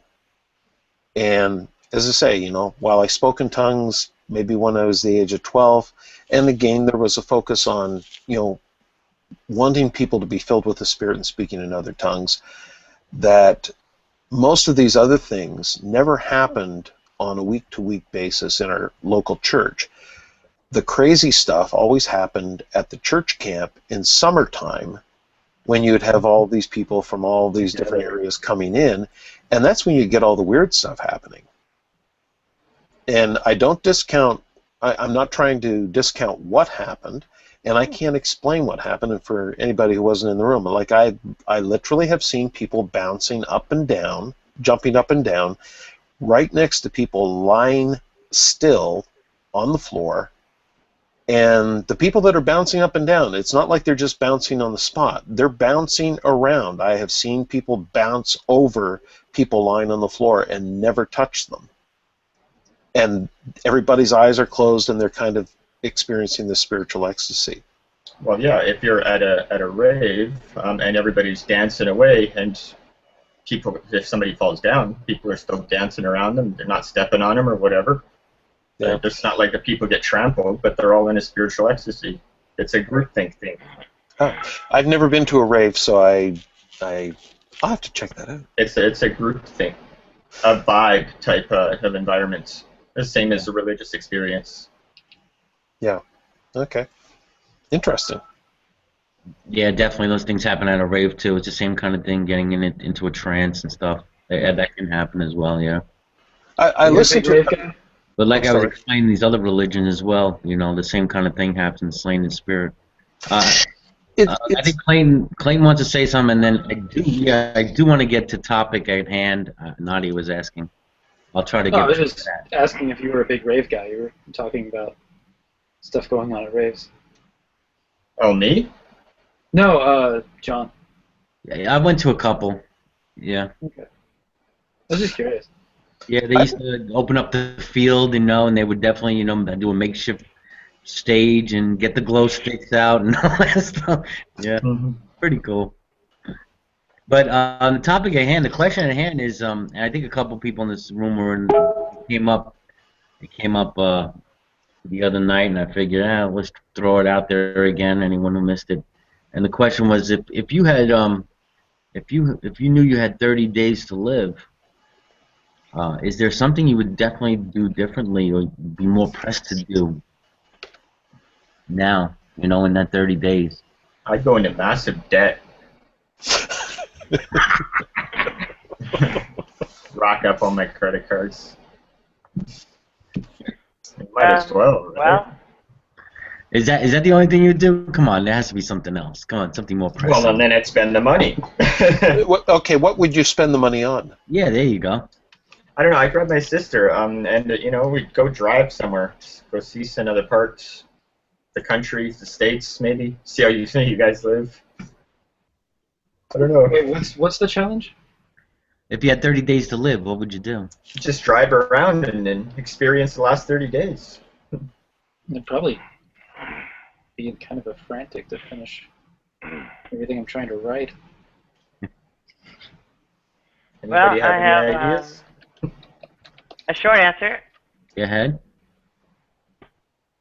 Well, I'm not sure how well they mesh together, but well, the first part would be I'd try to have sex with as many men as possible. Yeah. I think of maybe in the hundreds or breaking 1,000, and just in that 30 days time. And I might also cut off a certain part that should not have been there in the first place. Okay. Oof. Well, I get the real surgery if I could, but I'm not going to recover from either one in 30 days, so. Okay. But it wouldn't having sex all the time. My groin is hurting right now, so I need someone else to answer this question real quick. I would think it's like more of a platonic thing. If you have sex all the time for the next 30 days, you're really missing out on the last 30 days. As a question, is it everybody only has 30 days left to live? Is the world ending? No, Or only is it just me? Just you. Only you have 30 days. Yeah. Oh, so nobody's going to give you preferential sex. Yeah, I'm definitely going to be. Well, I guess I'm going to try to get a little bit more serious. I tried to get a little bit more serious. There was a gentleman I asked this question to, and what he said was he would write a much-needed letter. He needed to write a letter to his son. He didn't get into specifics. I guess the relationship was kind of, you know, they were kind of divided and stuff, but it was something of importance, and it was something very practical that he can do within 30 days, or, you know, what stops him from doing it now? I guess that's where we, you know, get to now. You know, if I think we have a tendency to think we're going, you know, to live forever, you know, and not that we, you know, we like to think we're going to live a very long life, I guess, or at least I hope most of us here would like to think that, and we tend to put things off. I hope it's not long. Jeez. Yeah, time constraint. You know, maybe there is like relationship, something that something you would like, something that really meant a lot to you. You know, heart of hearts. That you know can practically do in that 30 days. Yeah, my sister. There you go. Okay. She's pretty cool. I grab her and take off, go driving. Well, I can answer again, although it might be uncomfortable answers. Okay, so in the first case, well, there's something of practical reasons why it's not really as fulfilling as it could be, and basically the hope is I can get doctors to fix the issue that should get. And that should get me back to actually enjoying things and so on. And once kind of a regular thing, I can just do what I need to do, you know, once every so often. As far as like, you know, only take them on like, you know, 10, 15, 20 at a time. Now, as far as the downstairs parts, there's, you know, real surgery out there for it, and so on and so forth. And basically the bet is that I might be able to get that before actually dropping dead, and instead of just not having the wrong part, I can have a right part and so on. Let me ask you another question, Nadia. Oh, let me say, is there a place on this earth you would love to visit and experience? I am not a visitor. When I go places, I go there to live.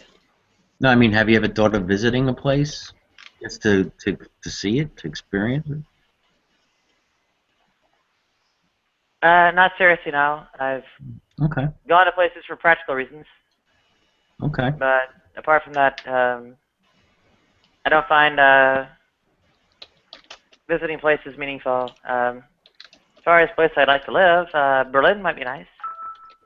London too. So maybe if you had 30 days, you would live that last 30 days in Berlin or London. Yeah. Okay. Cool. Prescott, you want to answer the question? Well, I had a bit of a I don't know how to describe it, a personal crisis here a number of years ago. I was involved in helping look after my mom, who was in her last. We didn't know it at the time, but Oh, bro, your mic got all messed up. What happened? Oh, really? Oh, there you go. You're back to There normal. you go. Okay, sorry. Sound like you were demonically possessed. Yeah. Well, you would know what that sounded like. But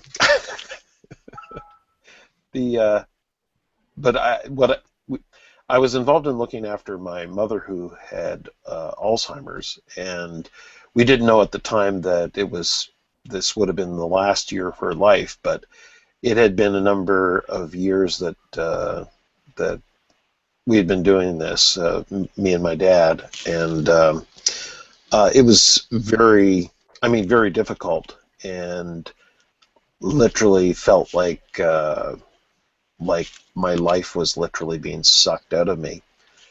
And so I had gotten to know a few people from over in Romania online, and so I decided, well, you know what, I'm going to go to Romania. Not necessarily to, do anything specific, just to escape. You're not And going to go meet the people, are you? what's that? You didn't go to Romania to meet the people. One person I did, and Specific, or what's that? sorry, did you go to Romania to specifically run into somebody, or did you just go to see Romanian people? The culture?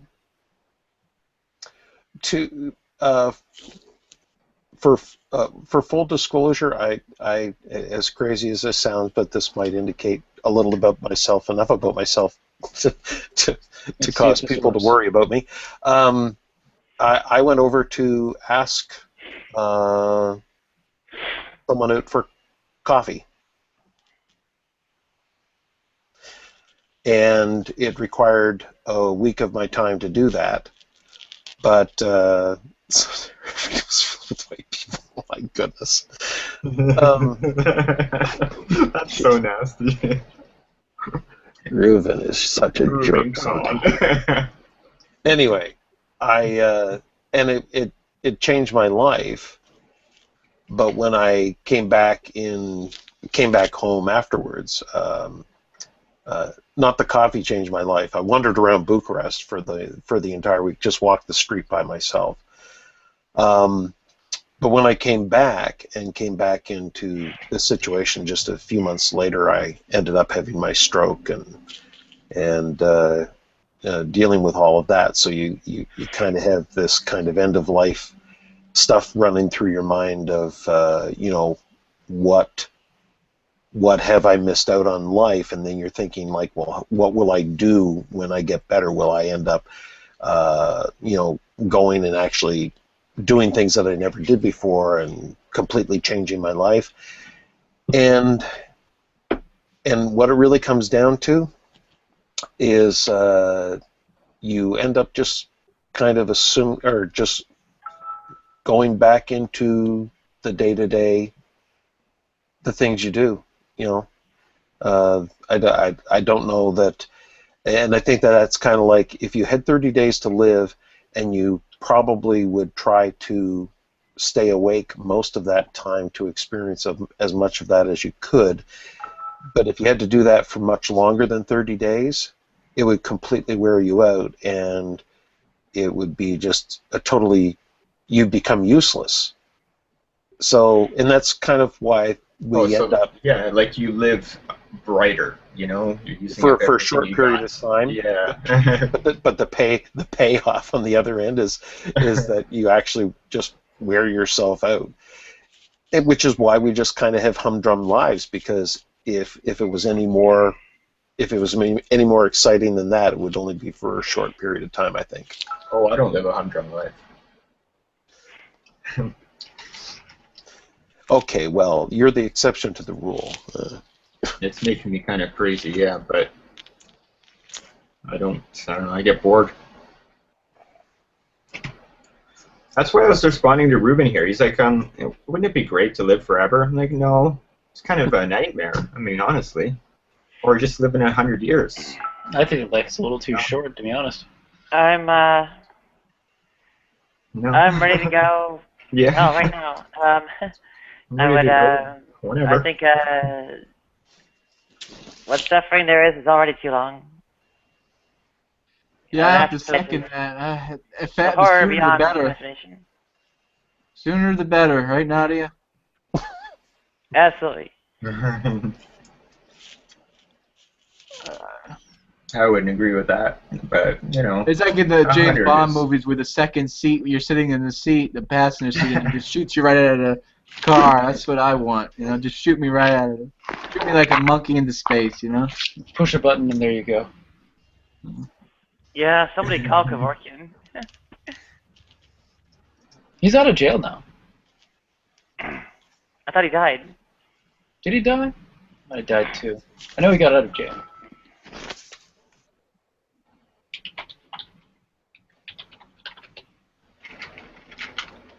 Kevorkian died in 2001. I'm curious, John, because I'm looking at this. Yeah, we have these chats here in these discussions, and of mostly of a religious nature, and I know you strongly profess your being a Noahide and Old Testament and God and stuff. And I'm just curious, how come this doesn't influence or give you more hope from what I'm hearing from you?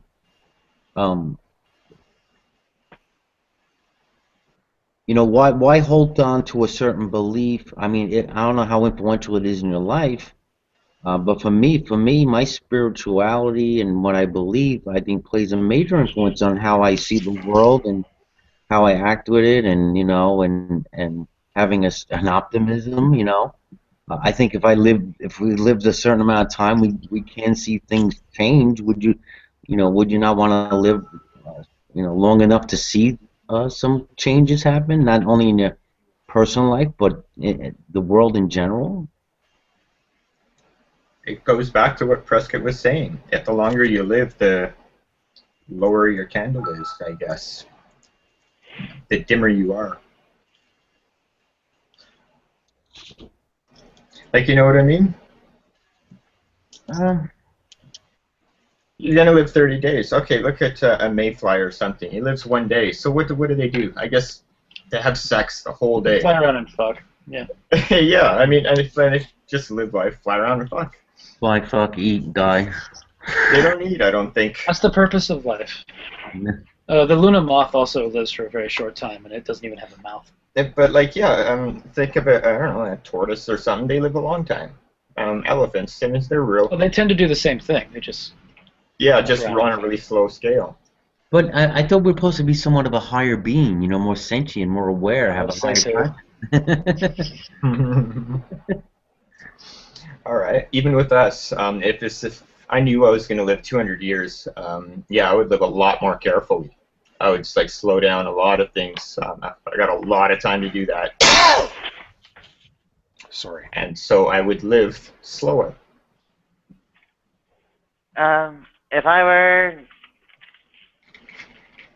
not going More careful. if I were not going to die for the reasons I'm going to die anyway, and it would drag out for 200 years, I would make sure it didn't drag out that long.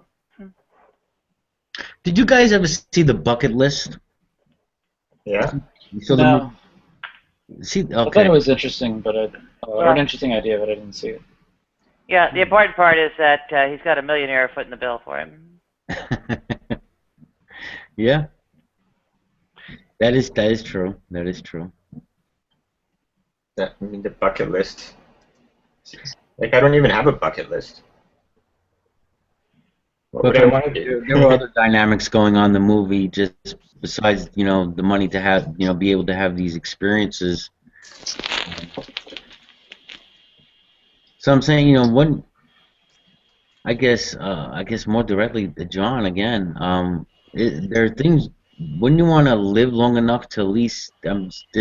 Are there things in your bucket list that you would hope to live long enough to experience? And how does your belief influence that, or does it at all, or is it, you know, when we talk here, or any of us talk here about our religious belief, is it just word, or does it really mean anything? I mean, our philosophies, you know, stuff like that. How does it add any meaning to our lives? I think this is a question we should all ask ourselves. Because there's a benefit that you get from interacting with people, and especially on an intellectual or philosophical level. You can't really get that very easily with people. It's an enjoyable experience, I think. This is true. You're asking why we get on these hangouts and talk about religion? Mm. Well, I have an answer. Just share philosophies. Go ahead. All right.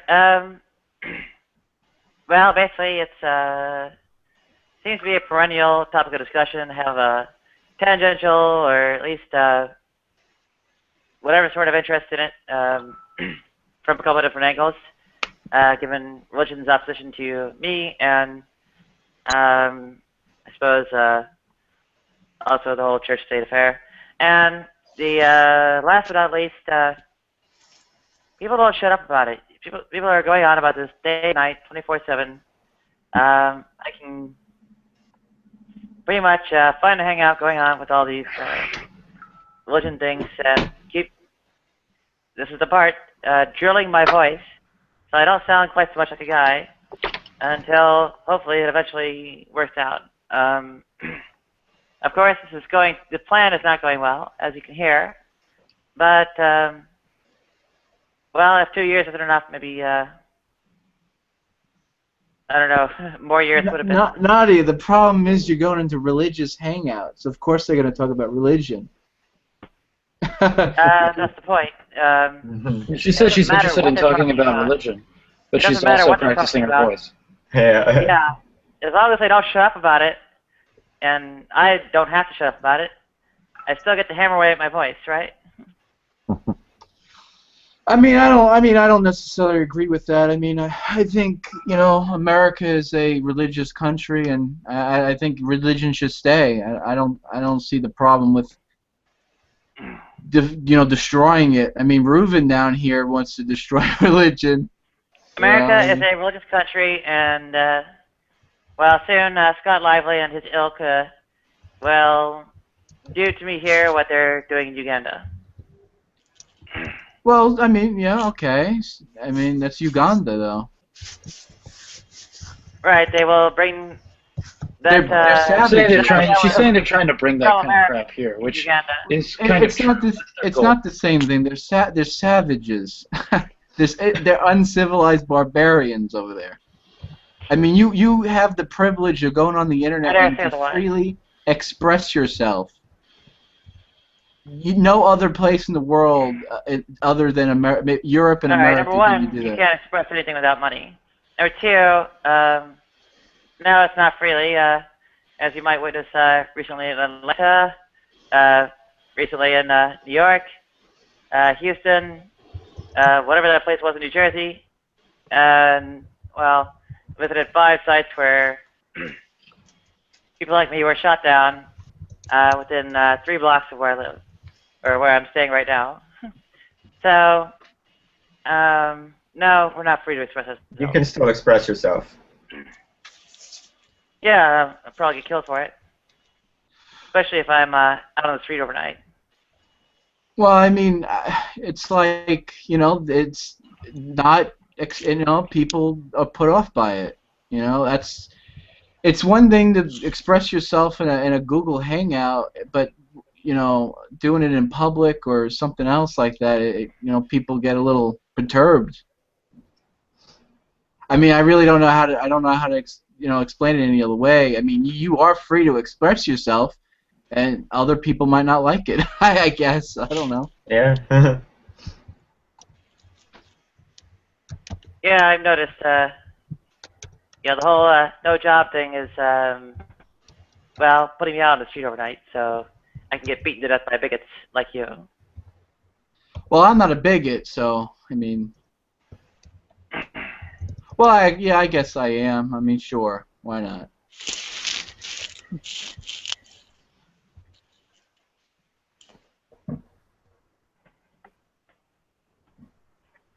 One thing I'm looking forward to, I'm doing this year for the first time, and it's been a wish of mine, and that is to go skydiving. It's supposed to be such an exhilarating experience. So I'm kind of nervously excited about doing this. Anyone here went skydiving? No, never done it. Doesn't really sound too interesting to me, though, either. I'm not sure how old you are. I'm probably substantially older. I know what I like. It's not the outdoors. It's not that sort of thing.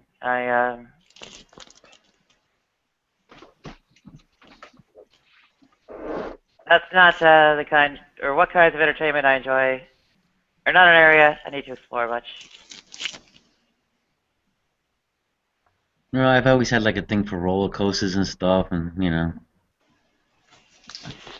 got a little bit of a thrill. I mean, not as much as some other people, I guess. But Roller coasters jerk you around. Yeah. Left, right. That you don't really. I feel like I'm trapped in a roller coaster. Well, they have those little rides, like you get that parachute kind of feeling, like they'll bring you up, and all of a sudden drop you. Yeah, that's a lot more fun, I think. In a roller coaster. I would very much like at some point to have my knee repaired well enough to, I guess, be able to dance again.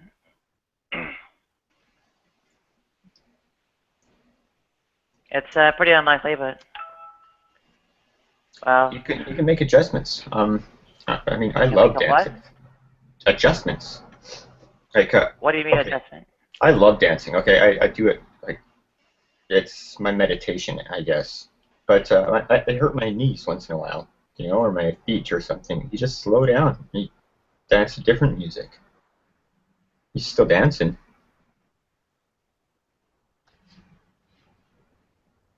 As long as you're moving, right? Somewhat. As long as you're feeling the music, Yeah, I enjoy dancing myself. Yeah, it's awesome. Mm-hmm. Yeah, I'm not terribly convinced. I think I need my knee fixed. I think there's not a very good chance that I ever will.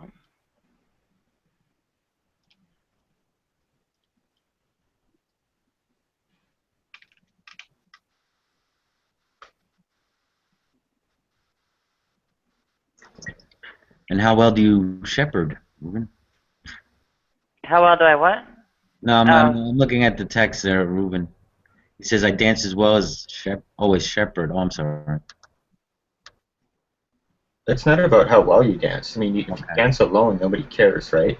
You just turn on some music and I don't know, close curtains or whatever so nobody can see you and just, like, move to it.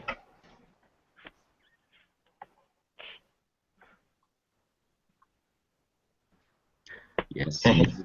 Yeah, dancing myself. It's very soothing. Yeah. Music is very powerful. Yeah, it's like, I don't know, people do yoga or Tai Chi or something like that. Well, dancing for me. I was thinking of the lyric of the song Dancing with Myself, which I think was a euphemism. Mr. Billy Idol. Yeah. Yeah. You should have written it, Dancing with Myself. Yeah, I was a product of the 80s, and that was a big song then, and yeah, I used to go crazy on the dance floor to that one. There was a reason why I did not write Dancing with Myself. Yeah, but maybe you would have got it. I probably still wouldn't have gotten it. No wonder you're so quiet, Prescott. Well, didn't you notice me turning the mute button on?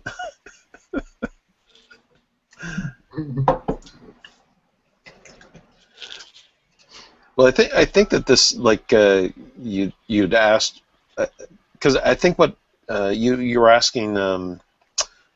I keep seeing this Che Guevara type character, so that's who I keep thinking of when I see him. But I guess it's J-Dubs. J-Dubs or John, yeah. Yeah, John. Well, there's two Johns, so yeah. That's why I was thinking J-Dubs, because Reuven calls him J-Dubs. So when you're kind of asking the question of what is the relevance to your faith or your spirituality in kind of real world, like what is the purpose of your faith if at the end of the day you kind of live your life seemingly without meaning, and because it isn't our typically we think of faith and religion as something that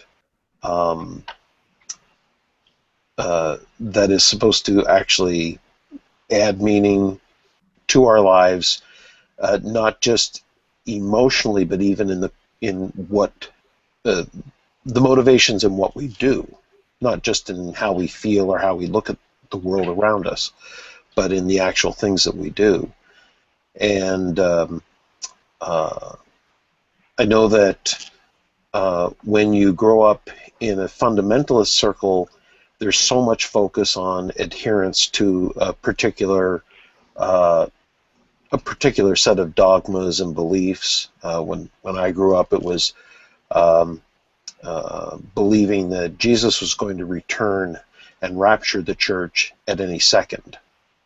Not in the next month or in the next few years, but it was going to be the immediate return, and there was constantly this anxiety, these anxiety-filled sermons that it wasn't to motivate you to go out and feed the poor or help the oppressed. It was about going out and trying to convert people, to evangelize people, to bring them into your church, so that they would be ready and not experience the great tribulation that was coming after the rapture. So when when you kind of grow up in that mindset thinking that that's true, and I was a true believer, I really believed that that was going to happen, it affects the decisions that you make in your life in terms of what you do. And in my case, it was like, you don't focus on your education, because you're not planning on being here. Like, we actually had a minister. But you live forever, right? So you should focus on your education, I would think. I'm sorry. You should focus on your spirituality is, I think, more the conclusion that it comes to. Because what matters is your connection to God, not how much you know about some other silly thing. Can you have both, though? Well, no, some people can manage that. Some people don't. But anything that's not with, especially Pentecostal Christianity, anything that is not associated with God is kind of a waste of time. Yeah. And I would even say that because we were the only Pentecostal church in town, but we shared the same eschatology as all the other churches. They all believed in the rapture, and they all believed in in this dispensationalism and the 7 years of tribulation. Did they believe in? I'm sorry. Speaking in tongues and. But they did not. They were not Pentecostal. So the only thing that separated us from them was the distinctive Pentecostal experience. Eschatology was very similar. One of my uncles was fundamentalist Baptist, and while he eventually warmed up to us because my dad married his sister,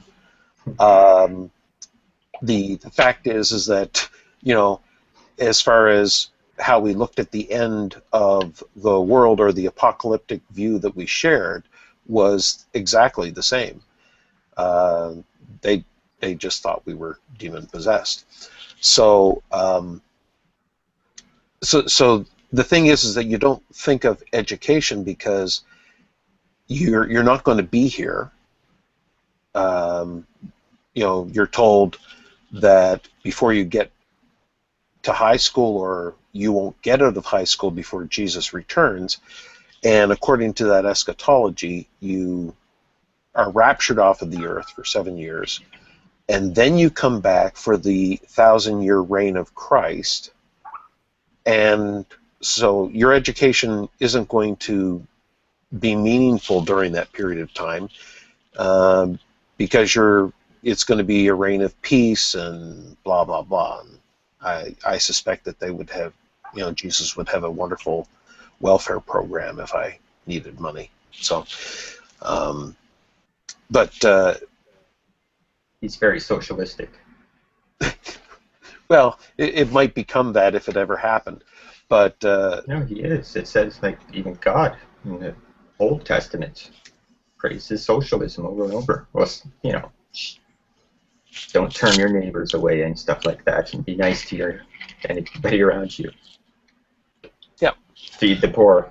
Well, and that actually that's actually kind of like what ends up happening, or what ended up happening with me was that as time marches on and you realize this isn't going to happen, but by that time you've already made choices that you really can't reverse, and so you just, at that point, it's kind of like you're just trying to rescue or redeem what you can from the chaos that kind of childhood certainly brought me, and that's when you start looking at the world around you and realizing that if we're stuck here, like, I understand the environmentalists, almost the kind of militancy that drives them, because a lot of the stuff that drives people that are not interested in environmentalism is because they have an eschatology of rescue, that there is some promised rescue system in place, whether it is building the third temple and the coming of the Messiah in which all the problems of the world will be solved, or you believe in the coming of Jesus, in which case all the problems will be solved. If you're kind of living with that rescue plan in the back of your mind, then you're approaching world problems with a very different set of ideas than if you see yourself as kind of like, this is our planet, this is it, we got to make it last. But it's still driven by the same kind of fear that drives the other camp. So there's really not a lot of difference between the two of them. But anyway, I kind of went off on a rabbit hole there, sorry. Because that wasn't really where I wanted to go. It was really to do with the issue of the kind of stuff that we would often see in groups that were interested in helping poor people and doing things that actually had practical and tangible benefit to other people. But one of the things that I discovered in that process was that it really wasn't that people didn't have the mind to know that they should be doing these things. It was actually how do you go from the kind of self-centeredness that we all kind of come into life with to where we can actually where we actually can bring ourselves to the point of actually helping other people in need while we're dealing with our own kind of crap, I guess. Maybe I should have had my video turned on. You'd see my eyes kind of staring up at the sky and knowing that I have no idea what Instead I'm of that talking super intense look that your profile picture gives us. Yeah, exactly. Like, and then there's a moment of peace. Hey, Cerebus, how's it going, man? Oh, not too bad. That's cool. Been busy. Awesome. Yeah, a lot of this is, well, I have no idea what to make of it because I never believed in the first place, so. So I had so I'm kind of like, well, I guess this kind of stuff, where we started, Prescott, where you started, and the question I was asking. So I guess I'll address, I'll address Clayton. Clayton, how does your spiritual beliefs or your spirituality, how does that play in your own, in your practical day-to-day life? How much is that like influencing? Well, it does and it doesn't. I use Taoism as a philosophy to sort of guide my life a little bit. I find it especially useful when I'm in a position of command to kind of use it as a philosophy of management as well as personal religion. So, there's one way. And I think that the Druidry aspect of my religion, or my spirituality, is more about kind of trying to finding purpose in my life and actually caring about environmentalism and that kind of thing.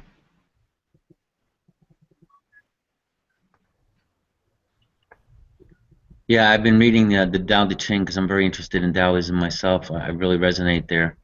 It's a good book. You should also check out the Hu Hua Ching. It's kind of a sequel. The sequel. There's the Tao Te Ching. There's it might be Hua Hu Ching. Hold on. There's the Tao Pu. Hua Hu Ching. There's the Tao Te Ching, Hua Hu Ching, and then there's also the I Ching. Sequels. And then there's also several Taoist stories and books that you can find just on the sort of mythology around it. It's interesting shit. Yes, sir. Unlike Druidry, there's a lot of writing with Taoism. The Ching is back, and this time it's personal. Yeah, don't go scaring people off Taoism. Wow. If I heard all that, I'd be like, oh, I was maybe just tapping into it. There's a lot to read. Maybe not. There's a lot of shit there. Yeah. So, I'm just saying you're not going to get done. It's a bit more of a commitment than I wanted to, submit to it. My spiritual life. Oh no, something's difficult. Look out. I know. Fuck. It'll take me It's longer. not easy. No one's going to spell it out for me. I'll be dead by 40 damn anyway. I actually have the Tao Te Ching in front of me right now, and the one that I was looking at just yesterday was pretty cool. It was number 4, and it says the Tao is like a well, used but never used up. It is like the eternal void, filled with infinite possibilities. It is hidden but always present. I don't know who gave birth to it. It is older than God. Yo, That's awesome. it's cool shit. Yes. Sounds like the Force. Well, the Force is based on Taoism. Oh, well, there you go. There's a reason why it sounds like it's a Jedi thing. It's like Yoda is basically quoting the Tao Te Ching the entire time. Mm-hmm. You must feel the Force around you. I'm gonna be back in a little bit. I mean, even when he's beating R2-D2 for the flashlight, he's quoting the Tao Te He's Ching. quoting the Tao Te Ching. There is a point in there that says, no, no, no, stop it, no, no, mine. And that was lifted directly into Star Wars. Yeah. It's also, all the grammar's mixed up and everything. There's a picture of Yoda on the front.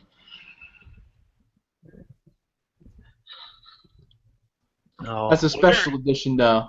Limited edition. Yeah, there's also Lao Tzu re-released the Tao Te Ching with computer-generated technology. So, that's also interesting to look at. I like the original better, though.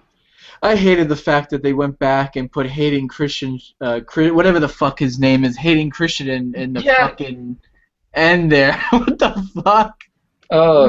Who was that? Yeah, and at the end of the Tao Te Ching, there's a point where the ghosts are there. Yeah. And they went back and got, the new guy from the Hua Hu Ching, and just, popped him in. I just thought that was dumb.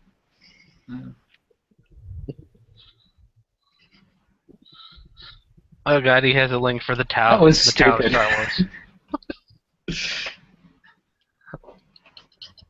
Here's another good one.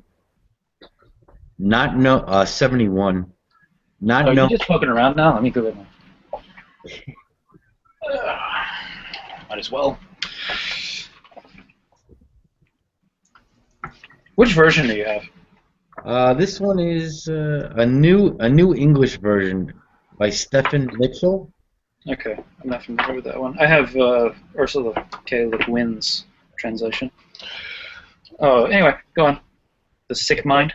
71. Not knowing is true knowledge. Presuming to know is a disease. First realize that you are sick. Then you can move toward health. The master is her own physician. She has healed herself of all knowing. Thus she is truly whole. My version's different. It's one of the things about translating from Chinese is that everything means, what you said, I think has a lot of the same meaning.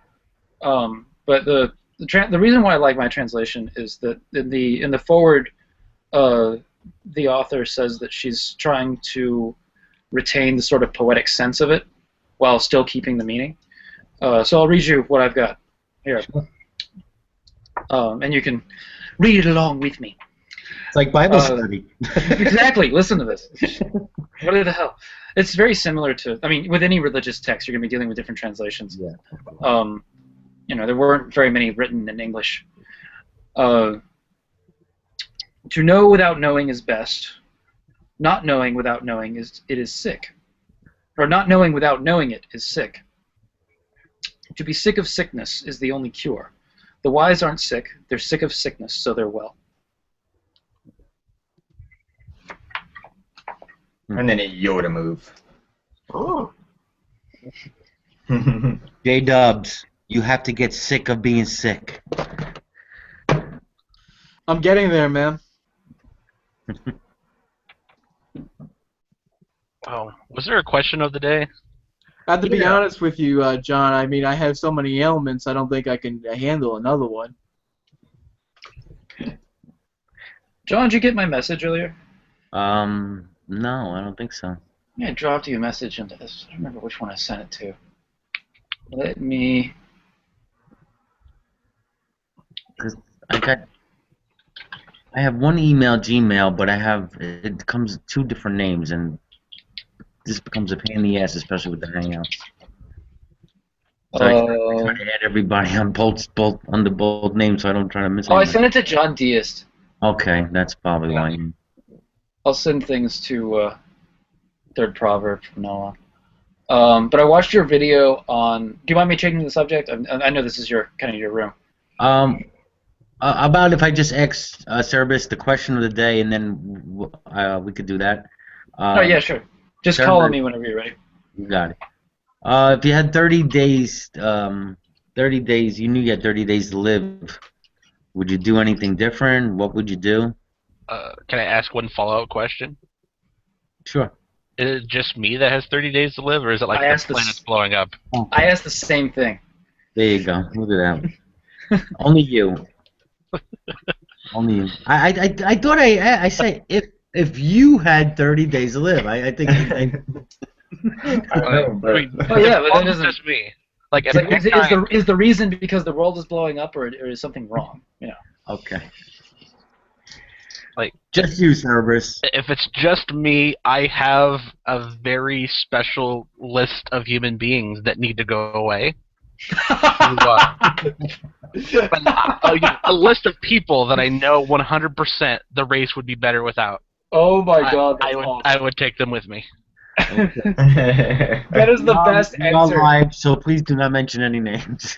I will not, because that would be a threat. If I had 30 days to live, I'll commit genocide. You know, it's like what an answer. It's not genocide. It's not against a group of people. It's against a few individuals. A certain set of individuals that need to be. All right, okay, not helped genocide. Helped out the door. All right, so mass murder. Need to be tweaked. Exiled. A certain purging must occur. That's awesome. I cannot tolerate these people to outlive me. Oh, I thought you were doing it for humanity's sake. Oh no, but no, it is. But that's why. Okay. Okay. Anything else? I mean, 30 days. My list is rather big, so probably won't have any time for anything else. Come on, give us our top 3. Top. I mean, besides that. No, I mean 3. Am I on the list? You said there was so many that you probably wouldn't get it done. I mean, which ones would be priority? Wait, didn't you just say not to name the people? Yeah. Well, don't name them. What's the top 3? Okay, I guess I got your answer. Okay. So there's no like other. Okay. So that kind of answers the experience question. Well, what you about probably have to go travel to a certain, nice place to go. World traveling, assuming they're spread out nicely, which I hope they are. You get to try many different foods. Yeah. You might be able to try even, human being if you want to eat one of them or something like that. There's several different experiences that can come with that. You might see, several different towers that you'd have to hide in. Yeah. Yeah. There you go. If I was going to die in 30 days, I'd be a lot braver. I wouldn't hide in those towers. Well, I'm talking about for him, he'd have to hide just so that his target wouldn't see him. Oh, okay. Right before he pops him off, Yeah, it's getting late here. Sorry about that. Hey, except for that last one. That last one on the list, if I get to him, it could be epic, right? I don't have to. Yeah, I mean, that is the last one. It's like day 30. You might as well have a little bit of fun. Get personal. Needless explosives, just explosives to the background, walking all cool like action movie style up to him. Exactly. You can set off. You just plan it out. Boom. A circle of fire. You can even toss him a weapon and have an epic duel. Yeah. Which you're gonna win because you poisoned him anyway. It was all for the cameras. Exactly. Press can show up and you can die this hailing death and be immortal. Awesome. And then inside of your apartment, when they go check, there's this like manifesto of admitting all the people that you helped out the door. So everyone can say, so everyone can know that you helped. You'd be martyred. The gospel according to Sarah. Yeah, exactly. Took down, the 12 world leaders of the future. If this becomes a reality, so just give me a call. It's all one We'll go on a world traveling. Go. As long as I agree with your list. Okay. Which, I am sure you would. I'm not on the list. You're sure I would agree with your list? All right. Well then, we're down. Let's do it. Prescott is nervous. I hope you don't have to go to Canada to do this, Cerberus. I don't think any of them are in Canada. Oh, thank God. At least they don't live there. They might be visiting at the time. But Cool. We'll go to Canada. So I'm not on that list. no. I'm sorry Can to we wait say till you some are of not them important. travel so that we can go get them in other countries just to, spice it up? As long as it's within the 30 days. I guess. It'd be better if I could pick my last 30 days at that point. Well, I'm just... Yeah, don't take a buddy. That's a fight. It's not a road trip. 30 days has got to be... But it could be a road trip. No, road trips, it's got to be a selfish thing. It's your 30 days to live, man. Oh, well. Mm-hmm. Well, wait, maybe I can fulfill prophecy. Like, we can go to the island of Megiddo, and we can drop nukes and see who I'll start checking up on Nostradamus and see if there's any ways that we can, fucked uply fulfill some stuff. Force the second coming. If you know what I mean. Yes. I don't know. I believe Clayton was waiting for you calling him. I don't really have a high desire to travel too much. It's sure you get to see other places, other cultures, other foods and stuff like that, but there's a lot going on in the brain, Let's check that part out, and it kind of takes all your time. Yeah, I am waiting to be called on. What I'm wanting to say would be kind of a big subject change, so I'm just kind of waiting till people are done. Go for it, Dad. All right. Well, if I'm gonna go for it, I'll stop writing things down.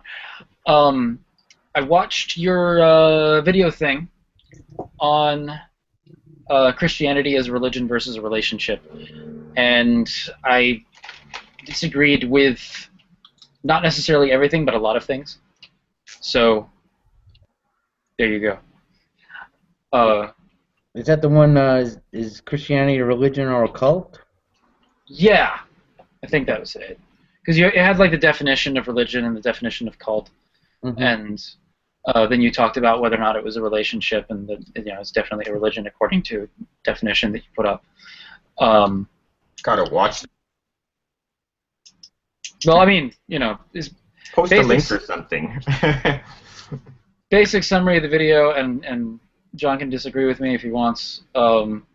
Is well, I have to find it then. I'll post a link. Hold on a minute. Yeah, so just so we can watch it, or I can watch it. Sure. Let's go to his YouTube. Okay. See if I can get. It's somewhere. It popped up on his YouTube page. That's the reason why I watched it, because it was like the. I think it's the video right on the cover there. Oh yeah, I did this like a year ago. Yeah, it was an old video. I was surprised that it was on the cover. Well, I purposely put it there, I guess, because you can do that there. Oh, can you post the link then? Because I mean, I think you know what video I'm talking I'm about. getting it now. I'm getting it now for you. It is your page, so I mean, Yeah. kind of know where it is. Yeah, because I'm like trying to look for it. I'm like, I don't even know. You just keep talking, right? There you go. Thanks, man. Anyway, something that you did in the video that I disagreed with was that you kind of you did a appeal to the dictionary, which is kind of a pet peeve of mine. Because we use language to express ideas, we don't necessarily use language in the way the dictionary wants us to all the time. And a dictionary, anyway, is more of an observation of how we use language rather than a law book on how language should be used. And I think that religion is a very difficult word to define anyway. And the definition that you provided has a lot of, like, ors in it. Like, it's this or this or this or this. And sure, Christianity has a lot of... Christianity fits the definition of religion that you were describing. But when Christians say it's not a religion, it's a relationship, the definition of religion that they're using is religion as a set of traditions and rituals. And because that's what... When they criticize religion, that's what they're talking about, is that it's nothing more than a set of traditions and rituals. And they're saying it's not that. It's not about the rules. It's not about the rituals. It's more about the relationship that they have with Christ. And, yeah, when they reject religion, that's what they're talking about. So there's my kind of counter thing to you. Do with it what you will. Okay. Give me a moment to think about that. Cool. I did throw out a lot of information there. Yeah, he's got to watch it again because he doesn't remember what he did a year ago. Right. Yeah, I have trouble remembering what I did yesterday. If you get banned, you will know why. What? If you get banned, you will know why. Yeah, who won't? What the hell? You have spoken against great leader. Oh, yeah, that's right. I just get kicked out of the room. Fuck! I mean, that is a. I mean, that's something that probably in John's circles too. You heard a lot of growing up. That there was almost like this point in time, probably back during the 80s, when suddenly everybody was on this kick about their Christianity. It's not a religion; it's a relationship. Yeah. But if you were to even look at other religions, with all of their traditions and trappings, it's all about how that group of people relate to what they believe God to be. Mm-hmm. For them, it's just as much relationship as it is for Christianity, or for Christians who claim that this is about a relationship. Well, it's all about a relationship with God, as any group of people might understand God to be. They're just trying to distinguish themselves as somehow being different. You're saying they're the only ones with a relationship. Exactly. That is definitely part of what's implied in when they say that, is that, religion, other religions, and well, they'll also say that other religions don't have quite the relationship that they do, which is true. There's not very many religions with the kind of savior that they have. And it is not necessarily more direct, but there's a lot to gain for them from having that relationship, almost more so than there is with other gods. With other gods, it's more of, you're requesting one thing or another. And I say that being one of those other religions. Yeah, no, I don't doubt that. I mean, I have enough of them in my family that Like the whole point of Christianity is after you die to go hang out with God. So the relationship aspect is very important in Christianity. Oh yeah, yeah. More so. The whole point. No, while you're alive, I mean, there's a whole relationship with him too. Right. Yeah, and so it's twofold. But like the point of while you're alive and retaining that relationship is so that after you die, you still have that relationship, and it's been fostered enough that you're actually going to be, kind of enjoying yourself when you're hanging out with this guy forever. You're wrong, right? At least you got the relationship in life. I think it's a waste of time, really, but. Well, we were just talking about that, how it's, Yeah. it's too much of a focus on that with Christianity. But Yeah, it's a. when you look at the other things that life has to offer, which It's an abusive relationship. Were you and Shanna's hang out on that? No, I don't think so. It was Shanna and Eve, both very, very much hold that position that Christianity is modeled after an abusive relationship. Yeah, like it is like if one. you leave me, I'll send you to hell. It's like if you whack off. I mean, I'm a 13-year-old boy. What am I supposed to do? Yeah. I'm going to hell. No, I mean, you can still be saved. Yes, but it's and, like up, down, abusive. Eve points out, repentance. and she's very passionate about this. She points out that in Christianity, without God, you are nothing, and that's definitely reflective of a abusive relationship. I'd agree. Mm-hmm. Anywho, John, were you about to respond, or? Yeah, cool. Well, I guess back to Prescott's point too. I mean, yeah, Christians, have this fancy of they're going to be with Jesus forever and have this relationship. I mean, cannot that be said of other religions as well? Say like, the thing that comes to my mind off the top of my head is the Muslims who think they're going to live in this paradise as well. Well, Islam is basically Christianity 2.0. So. Yes, no, that's true. Yeah. And so there's a lot of similar themes in it. It's just that from the Christian perspective, that's not the real relationship. It's a corrupted one. And Christianity is Judaism 2.0. Right. And Judaism is Zoroastrianism 2.0. Kind of. They originate around the same time. You can tell they influence each other, though. I think that they both kind of influence each other. So it's not that one is a sequel to the other. Like symbiotic. Yeah, Judaism kind of has influence from Assyrian religions and Babylonian religions. Well, Assyrian polytheism and Babylonian polytheism, as well as Zoroastrianism. Zoroastrianism actually has more influence with Christianity, I think, than with Judaism. Because in Judaism, the devil isn't very important and is pretty much kind of overlooked. Whereas in Christianity, you have this huge light versus dark thing. And St. Augustine, I need to double check myself, but I believe that St. Augustine was a Zoroastrian before he converted to Christianity. So he brought a lot of those ideas with him, and he's one of the reasons why we have in Christianity a big good versus evil thing going on.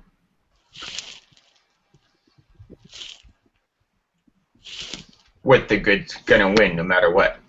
Well, in Zoroastrianism, it's up for debate who's gonna win, but in Christianity, it's not. Yeah. Let me double check myself on St. Augustine. If I'm trying to remember my thought process when I was doing that video, and I'm trying to. I guess another thing besides as a Christian, a lot of what you heard in those circles, besides it's not a religion, it's a relationship, was, well, the difference between Christianity is, it's not what you do for God, it's what God did for you. And I guess maybe that was part of the problem I was I'm thinking too, because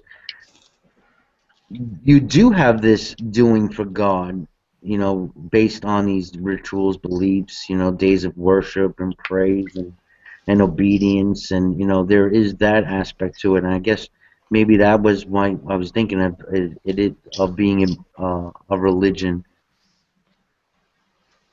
I'm sorry. Explain that again. I'm so, for the record, Augustine was before he converted was a sort of form of Zoroastrianism. Anyway, but go on. What did you just say? Yeah, I was saying one of the other things that was when being in Christian circles, they would also say, besides not being a religion, it's a relationship, that the difference of Christianity was what God did for you and not what you did for God. And that was pretty much, the definition, that was like religion to them. Every other religion, it's something that you have to do to gain this approval from God. And yet, what I was seeing was that not being the case. There are these religious aspects, these religious dues you do, these days of worship, and you pray and you tithe, and these acts of obedience and stuff like that. Being Well, the religious. difference is that in Christianity, or at least in the Christianity that makes this claim, because there's other forms of Christianity. I don't think Calvinists would make the argument that Christianity is a relationship, not a religion. But the ones that generally make this claim tend to be the more evangelical types. That it kind of comes with once saved, always saved, and a lot about kind of accepting yourself as a sinner, and stressing on people are imperfect without God, and even with God, they're still imperfect. So we have to keep coming back to Christ. So part of the point in Christianity is that no matter what you do, you're still not going to do all the rituals and do all the obedience that God wants, or the standard that God has set. But He's still going to give you everlasting life because you have accepted His Son as a sacrifice. I would actually, I'll say what I thought I heard you say, and then you can tell me whether that's what you said. Okay. Is there a mic? Yeah, Is that but just you're having that. Oh, The mic. what's the Mic problem? Possessed by a demon Yeah, your again, mic is bro. kind of doing a thing. Yeah, you're possessed again. You're gonna have to get yourself some holy water or something. Is that better? Please drink this. Say 3 Hail Marys. Just get a helium Or our balloon fathers. tank next to you. You are forgiven. Oh my goodness! All right, There you go. are we good now? Yeah. Yep. You have been healed, my brother. Right. I gave you the magical I'm touch. going to. I need to exercise that. Oh, baby. So you were saying that it was more the once saved, always saved that were into the Religion. relationship or religion? From what I see, I understand it's not exclusive, but that is more of what I see. It tends to be the people that hold that belief, or that at least believe. But those type of people will also say that if you leave Christianity, you were never a Christian. So Well, yeah, you were exactly. never saved. That's kind of the catch, isn't it? Yeah. Well, because it's just from the people I grew up around Arminians, so it was like our salvation was always in question. So the idea of a relationship is that you are no longer kind of dependent on religious trappings for your salvation. It was this connection to Jesus that does it. So it ends up being the relationship that carries you, not necessarily the various parts of religious worship and place and time and so on and so forth. Right. So it's kind of like you get this relationship going that actually gives you the security that you're looking for in your very insecure salvation package. Right. That's the ideal, but Prescott, I mean, because me I and would you, say that having that relationship is what a lot of people would define as being saved. Like when you give yourself over to Christ, you are having that ongoing relationship, and He is helping you through life. And one of the things, like to get back to my point about what John said about this is not what you do for God, but more about what God does for you, is that relationship is provided and is freely given. You don't have to do anything in order to get it, Right. and other than accept it. You have There's to no allow ritual. it. There's no magic trick you have to do. It's like, there. yeah, Whereas with a lot of other religions, you have to make sacrifices. You have to allow it in. I think that's a big sacrifice. but what I'm saying is, Well, I'm talking about like physically burning an animal or something like that. but what I'm Like, saying is coming out of that movement, and just like Prescott was saying, ideally it is that, but having been in those situations, the trappings are there, the religious trappings are there. That's I'm not like, saying the religious trappings aren't there. yeah. But what religious trappings are you talking about specifically? Well, there's still this sense of, doing obligations, getting involved in ministry. You're encouraged to get involved in ministry. There's this fear and there's this guilt that's kind of The catch is that when you're in the relationship, you want to do those things. Yeah, well, that's an issue of whether the cart is in front of the horse or the horse is in front of the cart. Mm-hmm. Right. Well, I mean, it's not really that. It's the question of what's the horse. That's a good point, then. Yeah, you're just trying to confuse me. No, that's a good point. Yeah. I just know that. Or which one is the horse? Yeah. It depends what day of the week it is, I guess. Well, they're saying that what you're seeing as the cart is actually the horse. Right. And that it's fine that they're ordering that way. Because the horse is pulling the cart. Come now. Yeah. You see a cart, but I see a horse. And, they think you're just as crazy as they are. Well, I just know that people that are into this relationship thing, it doesn't take very long to discover how much of their life is built around ritual and tradition in every aspect of their lives. And but that's a human thing. That's prayer, Christianity doesn't have very much in the way of ritual. I'm sorry? Beyond prayer, or people that see make these claims anyway. Beyond prayer, there's not very much ritual in Christianity. Right. And unless you want to say they're praying all the time, well, they're in the relationship, man, and they want to talk to God. And prayer is vanilla. Yeah, you don't even have to go to church every week. Yeah. Like if you if you're in the relationship with Christ, you don't have to go to church. It's not a requirement. No. But you want to. You want to, so you do when you can. Yeah. And then they're looking for the word, the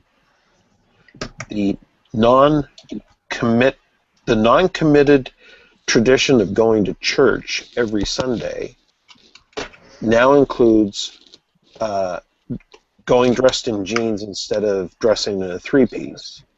No, it changes. It eliminates traditions because now you can go looking however you want. You can go casually. You can go that's what they'll say, but they always go looking the same way. Traditions that start kind of. Well, people will generally go to the same way because people are creatures of habit. Well, that's my point. Is that that in spite of the fact that they are claiming to abandon tradition and abandon habit and abandon ritual, they end up just replacing them with a whole bunch of other rituals and traditions that they adhere to as strongly as the things that they are claiming to abandon.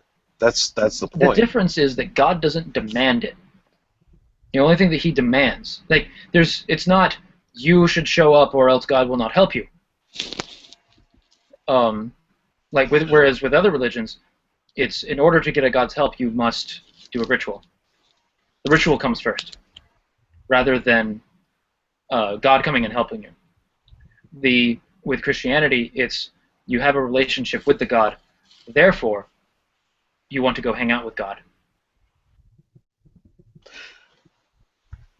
Yes, and then they attach all of these things. Yeah, you wind up doing that rituals. practice. Yeah, You do them, and okay. We'll call prayer a ritual. We'll call going to church a ritual. We'll call sitting in the pews a ritual. I know, but what they're not doing is they're not saying, "Hey, I've now had this relationship. I'm now detaching myself from all of these old rituals," and then they don't reattach themselves to the old rituals, which they easily could do. They just replace them with new ones and say that they're not ritualistic. You're creating a bigger tent. Hence all these non-denominational churches, you know. What I want to take a little bit of an issue with what you just said, because somebody, a Christian who believes in the relationship aspect, can not go to church. They don't have to go to church in order for another person who holds this view to recognize them as a Christian. They just have to be in the relationship, which usually being in the relationship includes praying and reading your Bible. That's pretty much it, which really, if you're not doing that, are you really part of the religion? Are you part of the relationship? Are you in the relationship? Right. Well, this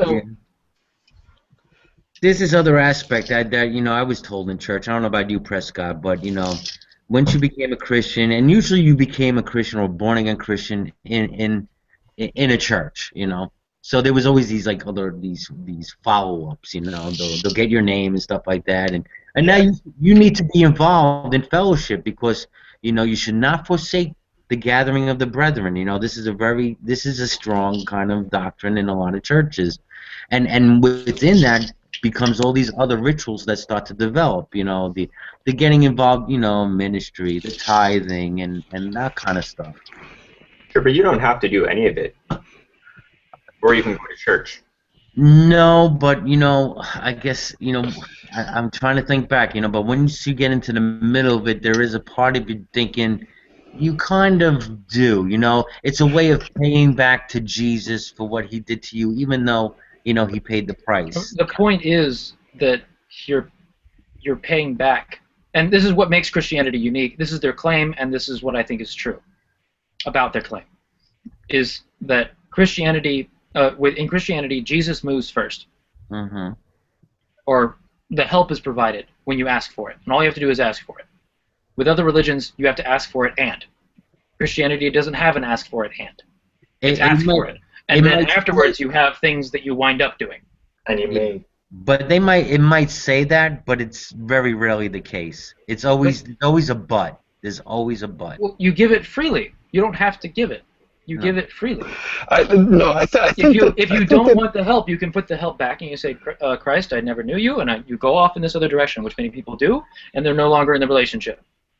No, I understand, and they can justify that through the use of certain New Testament scriptures that would imply that there's really nothing that they need to do beyond that.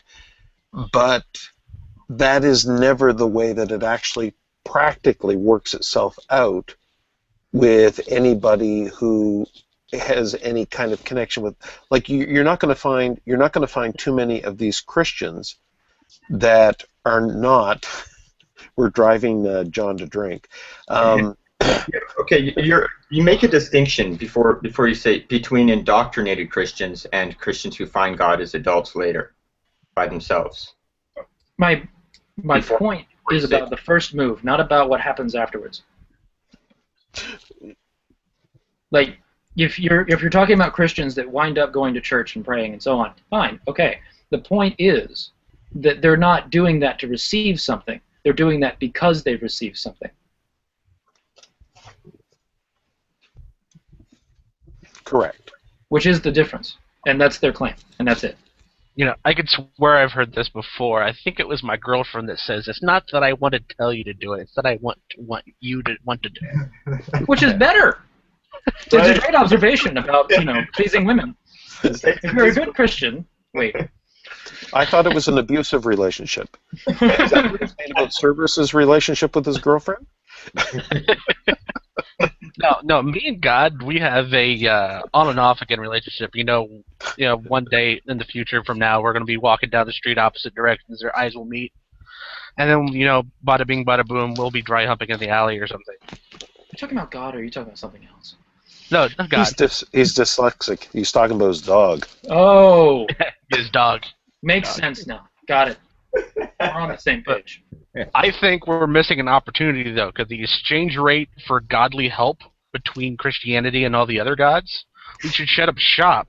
So instead of these people burning their goats, they can just bring us the goat, and then we can offer them help through Christ.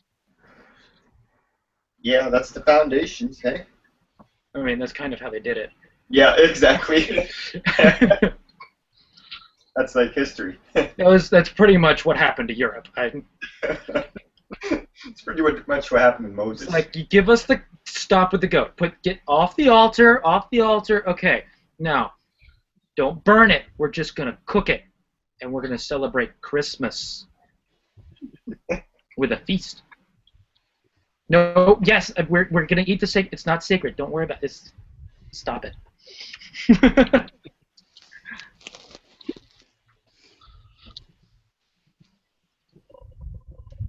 Oh, it is cold here. Like, what happened to global warming? Oh. It moved to Atlanta. my That's room. what happened. Where It's are now you? climate change, though. So I am in Where are you Illinois. again? if it's colder than normal, that's proof. Yeah. If it's If warmer. it's hotter than normal, it's proof.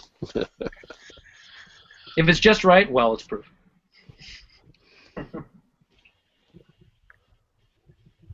Yeah, it's hot as hell here. Sorry if I'm a bit muffled. I'm like 8 feet back now from my computer, watching you guys. But yeah, it's hot. And the window's wide open. I'm watching you. Yeah, you can probably hear the cars. Here, I'll turn my camera on. I'm naked. Oh. Gasp. You don't even need to turn the camera on. I can't get it out of my brain. Pretty Wait. comfortable. I'm in PA, so right now, I mean, I'm out on my patio, so and I'm just having a sweatshirt on. It's like just comfortable. It's nice. There is very slight like chill, but it's not cold. Is this room rated 18A? Should be. Because Yuri's naked. Well, I mean, I got, I'm naked, too. in bed.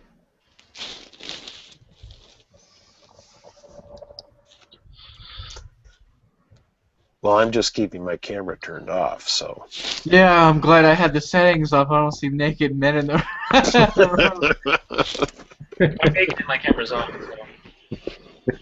Whatever. The point is, middle of the night, and there's no light.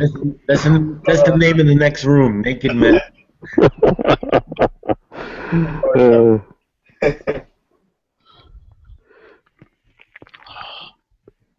Okay. Oh, I need to say this because just in case someone hearing it or someone in this room is in a room with me and G-Man in the future, please don't play G-Man's word games while I'm trying to talk him into a corner. Thank you, everybody in the world. What word games are you talking about? Oh, well, I mean, he's trying to say slavery is okay just because slaves were treated good, and that was the one of them. I He's actually doing agree. lots of other I things. brought this up earlier, is that I actually am okay with his position on slavery. I think it's at least consistent with his worldview. I mean, I'll give him that, I guess. What do you think is wrong with it? Like, when you argue Uh, against him, what's your issue with it? Oh, other than the removing someone's agency, Mhm. I don't like the idea that you give another person your power and it makes them more powerful over other people. It's like building a pyramid. Okay. Well, I mean, we have that in most societies. There are people that are more powerful than others, and we give people our services in exchange for whatever. With slavery, the service exchange tends to be we'll work for safety, but especially in the ancient world. So Yeah, but I think it's a fair assumption that it's not a good idea to give some people more power. We don't need more low power structures popping up everywhere. I mean, They're already slavery is illegal, so yeah, it's not really. But if it were legal, practicing it according to the Bible is not necessarily a bad way to go about it. I will say it's a better way to go about it. I wouldn't say it's a good way to go about it. What I'm saying is that it's not bad. I mean, well, I would say it's a good way to go about slavery. If we're gonna have slavery, we're gonna have it. Then it's a fairly humane system. Not in this day and age. It was humane back then. It's definitely humane by the standards of the ancient world. Yeah. Good Lord. Not humane now. Like literally, good Lord. But what do you think is inhumane about it? Oh, the reducing of some Besides the ownership object. Like the ownership. We're just talking about slavery being slavery, but the rape of children. The rape of children. Yeah. Fuck, there's a pedophile who owned a child slave. I mean, because we have children as defined by us. It was not really necessarily a child in that period. So, I don't know if the Bible actually gives numbers on what age somebody can be. They might, but... Yeah, slaves, babies are still slaves. Well, yeah, babies can be slaves. But... You can rape babies. You can rape babies. Thanks, Yuri, for that. And hey, if we put humane rules, if we put humane rules to it, then it would be a good way to practice baby rape. I mean, you gotta think about how small your penis must be to rape a baby. Wow. Well, no. I mean, we could make a rule that can only be so big, right? That way it'd be more humane and it'd be better practice. Jokes I can make right now, but I'm not going to do it. Or we could just agree that baby raping's wrong and we shouldn't make up a moral. Oh, now you're making an argument for objective morality.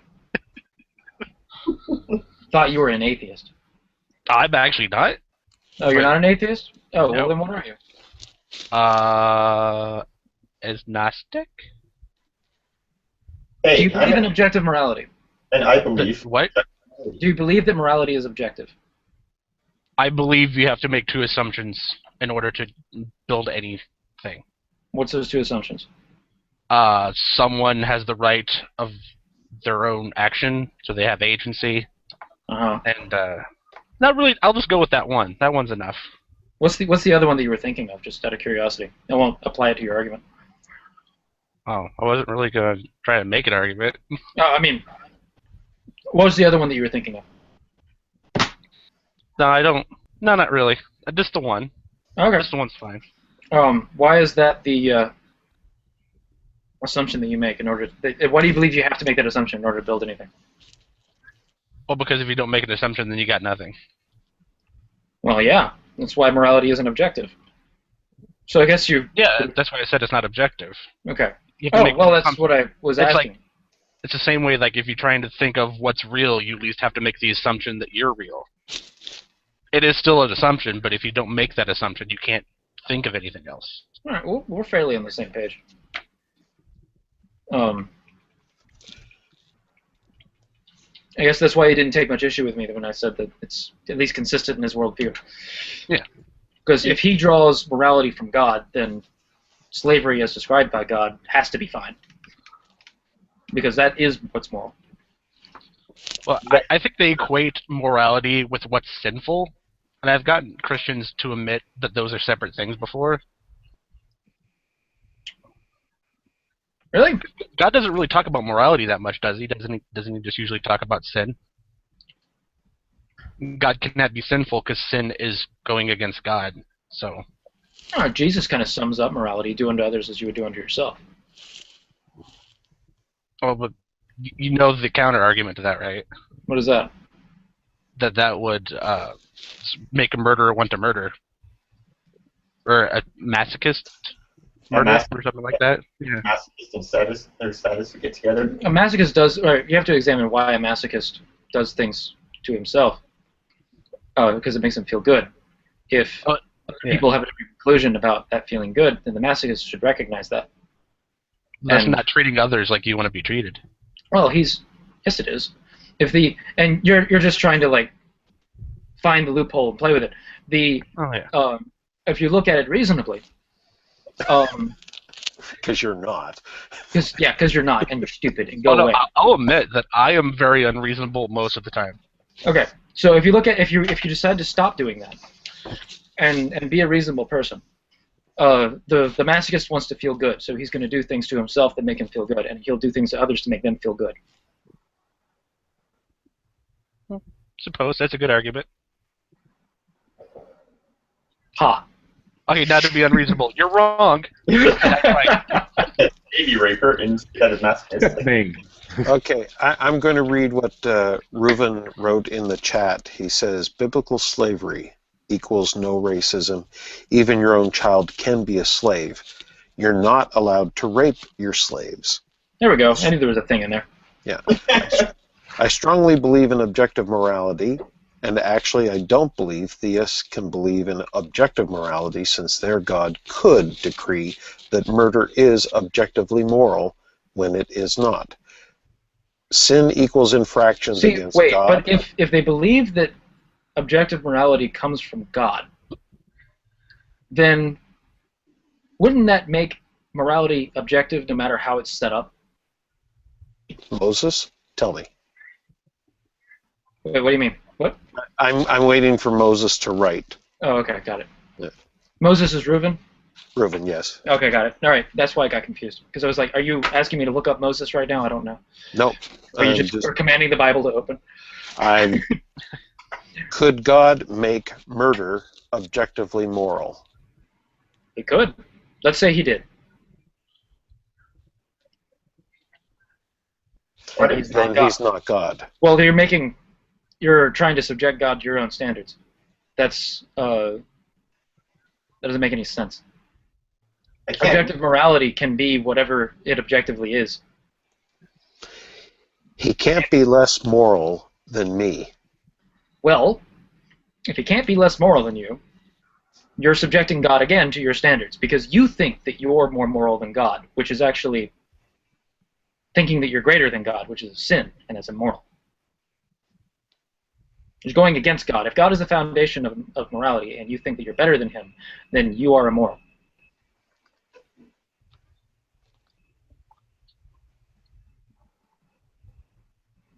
Yes, that's correct. Cool. They got quiet.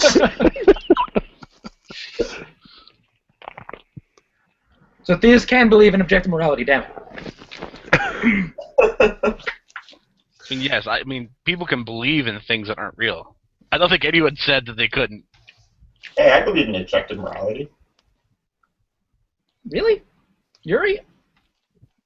Yeah. I'm going to have to do this to you, too. Why do you believe in objective morality? Well, I believe every animal on this planet acts in a way to preserve its species.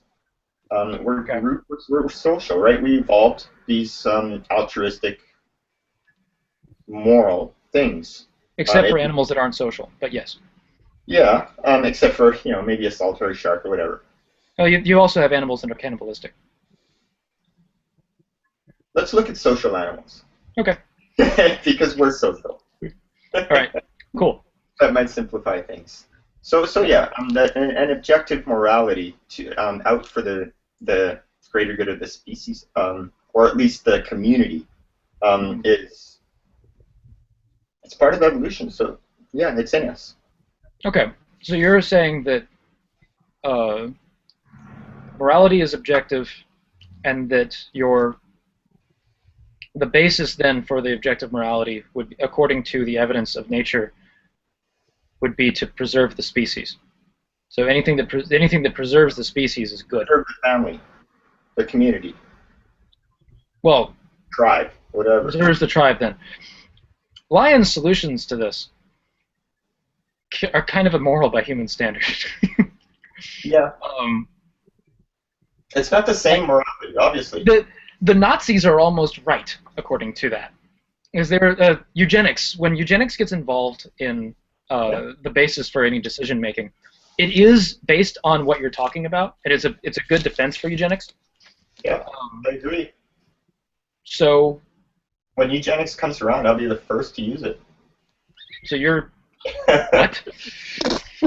Hold the phone. Did you just say that you're okay with Nazis and eugenics?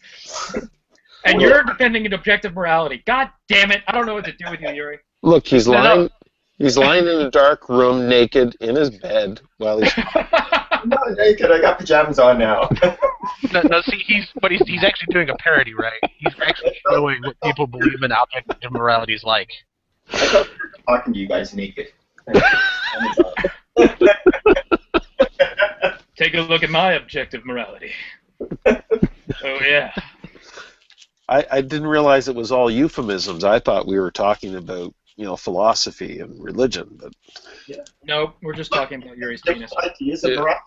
Some things are it's moral sometimes to kill people. Boom, boom, boom. Is it moral to kill people because they're your competitor? If it is to preserve your lineage? I don't know. Well, in nature it is. It's totally fine. In fact, that's how you do it. Yeah, so in say, a dog's morality, yes, it would be moral. In a human's morality, well, maybe not. In a human's morality, prehistory, that's kind of, we still did that. Okay, a Neanderthal's morality, yeah. A monkey's morality. A human. A human's morality, 1,000. If you're saying that changed while technology advanced and society became more stable, then you believe in subjective morality. Sure. So you don't believe in objective morality. Yes, I do. Okay, look, it's not black and white. God there damn it. are a whole bunch of things that are subjectively moral, and there are a couple of things which are objectively moral. That's what I think. It's not just all on or off. I would say that if there's any part of morality that's subjective, then the whole damn thing has to be. And you're basing it on preservation, or self-preservation. What you just said. Or preservation of lineage. If you're going to go evolution, then it should be preservation of lineage. No, evolution's a lot more complicated than that. It's preservation of yourself, preservation of your family. Mm-hmm. Preserve yourself, family. I mean, that's all has to do with preservation of passing on your genes. I mean, I'm preserved, but I'm not going to reproduce, hey? So that's I'm a failure in evolution. Yeah. So, I mean, it's complicated. It's immoral. Yeah, it is. Living alone, not the law of the jungle are the rules for morality, all right? Well, you're not going to reproduce if you're lying alone in a dark room. It's the middle of the night. Naked. That's naked. Talking about your objective morality. Yeah. You asked the question. After you in the corner. Okay, so now a lot of this is above my pay grade, and I don't mind saying that.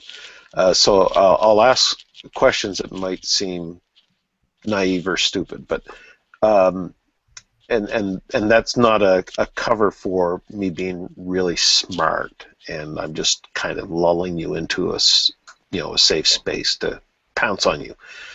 I really am not that smart. I'm not going down the dark alley. Good. Okay. Good. All right. I know some would. So when it comes, so when we end up talking about these issues about, like, slavery and morality and what we would say read in the Old Testament where God commands kind of like the slaughter of Canaanites, and that the justification. I say this based on an discussion in another hangout that I heard with a couple of gentlemen, where the idea was that one was arguing that since it's in the Bible, whatever God says is correct, and therefore if God told them to go in and kill all the Canaanites, that was correct, whereas, of course, the other side was saying, well, how could you condone or say that your God is moral when he just calls for kind of the wholesale slaughter of individuals. And so, this sounds to me like if you want to say the evolutionary model that Yuri was bringing up, is that the self-preservation of the tribe means that wiping out a competitor is completely within the scope of being moral for self-preservation's sake. I would agree with pretty much everything you just said. Yes. Yeah, okay. All right. The one guy is saying that he's using God as a source for morality when he says that God said kill the Jerichians or the people of Jericho or the Canaanites, whatever the hell you want to call them. Right.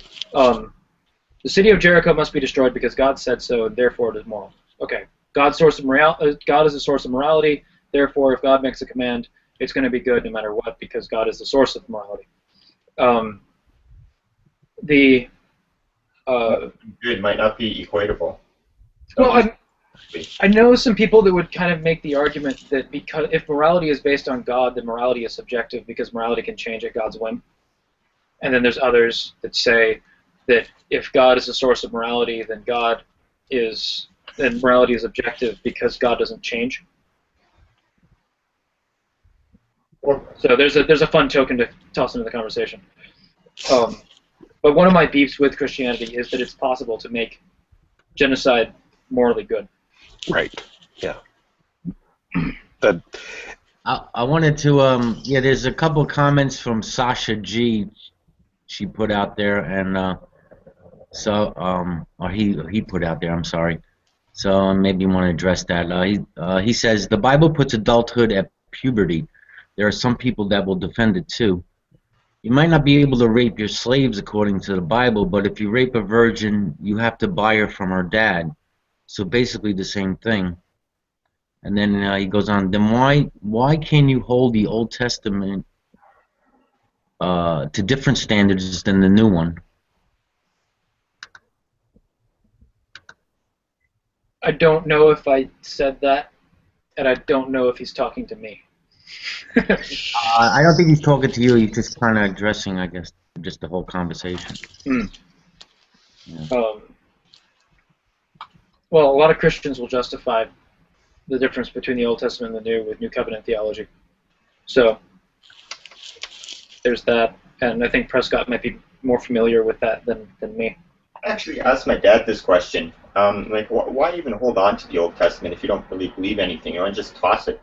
And he says, well, you wouldn't understand the New Testament without the old one there. Okay, so I said, well, let's make it part 1, part 2, just 2 different books. Like, why keep it together, And she said, well, it's because all through the Old Testament there's prophecies of the New Testament. That's why they're connected. And a disagreement over whether or not those prophecies are actually effective, but yes, that's that's part of it. It's also that Jesus says that he has not come to abolish the law, but to fulfill it. So there's arguments even within New Covenant theology as to whether or not the law still really applies, or that, because the idea is that laws outside of Christ's summary of the law are extinct. Anything that doesn't apply to treat others as you would yourself is no longer a law. That's the reason why you can eat shellfish or be gay. Wait, that doesn't work, does it? Well, and you would even see differences from group to group, like in Catholicism, and that they would approach the law very differently than, say, how a fundamentalist or a Protestant would handle the law that was given to the Jews. The one thing that we all agree on when I was a Christian, that we all agreed on was you keep the 10 Commandments plus the one about killing homosexuals. and then everything else was pretty much part of what was considered a ceremonial law or a tradition that was done away with under the new covenant. Of course, when Paul actually talks about that in 2 Corinthians, he actually talks about the original covenant includes the words that were written on stone, which would have been the moral code that Christians want to still hang on to. There's an important historical connection that they need the Old Testament for. Because otherwise, if they get rid of the Old Testament, then they're kind of introducing Jesus in a vacuum, which lacks any substantiation, any historicity. No, that's the first thing I said, though. You hold on to the Old Testament. You just don't join them. Well, if you separate them, they'll get lost. Bible Part 2, you know? Why? What? They're joined for a reason. But that's why they're called the Old and the New Testament. They are separated. They are two separate. They are seen as two separate books, and they were compiled separately. If you separated the New Testament from the Old, the New Testament's the size of a comic book. It would be a joke. No one would take it serious. I mean, it depends on how you publish it. If you publish the New Testament like it's with traditional bookbinding, then it's going to be the size of a solid book. Bibles are usually bound with very, very thin paper because they're trying to fit thousands of pages in an easy-to-carry around volume. Yeah. Yeah, those are skinny little pages. And don't forget font size. Oh, yeah. And all the references. But Reuven said something in the chat that I wanted to bring up about you can't be a practicing homosexual and a Christian because of Paul. That depends on how you interpret Paul. I almost said interpretate, but that wouldn't be correct. Interpret. It depends on how you interpret Paul. Because Paul, the word that it's a translation issue. It's going to get nuanced. The Greek word that Paul used is arsenokoite. That's translated to homosexual and has been consistently translated to homosexual.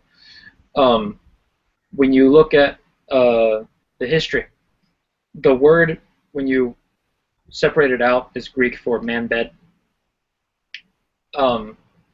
which would be, if you're going to translate it literally, it would be man having sex with men, right? Right, okay, cool. First off, if you keep that consistent and then you look at the Old Testament and you keep that consistent, then Christianity is okay with lesbians. It just doesn't like male gays. But another thing is arsenokoite is a word that Paul made up, so we don't know actually what it means. He just kind of threw it in there. And one of the ways that when you're looking at history, the way that you figure out, there's people coined words all the time. It's not a new thing. So Paul doesn't actually provide a definition. But there are other people who used it since then, and it's been used to mean in future documents everything from bestiality to pedophilia. But I don't know of one where it actually means homosexuality. And if someone can find one, like traditional, like romantic man-with-man homosexuality, because it's meant orgies,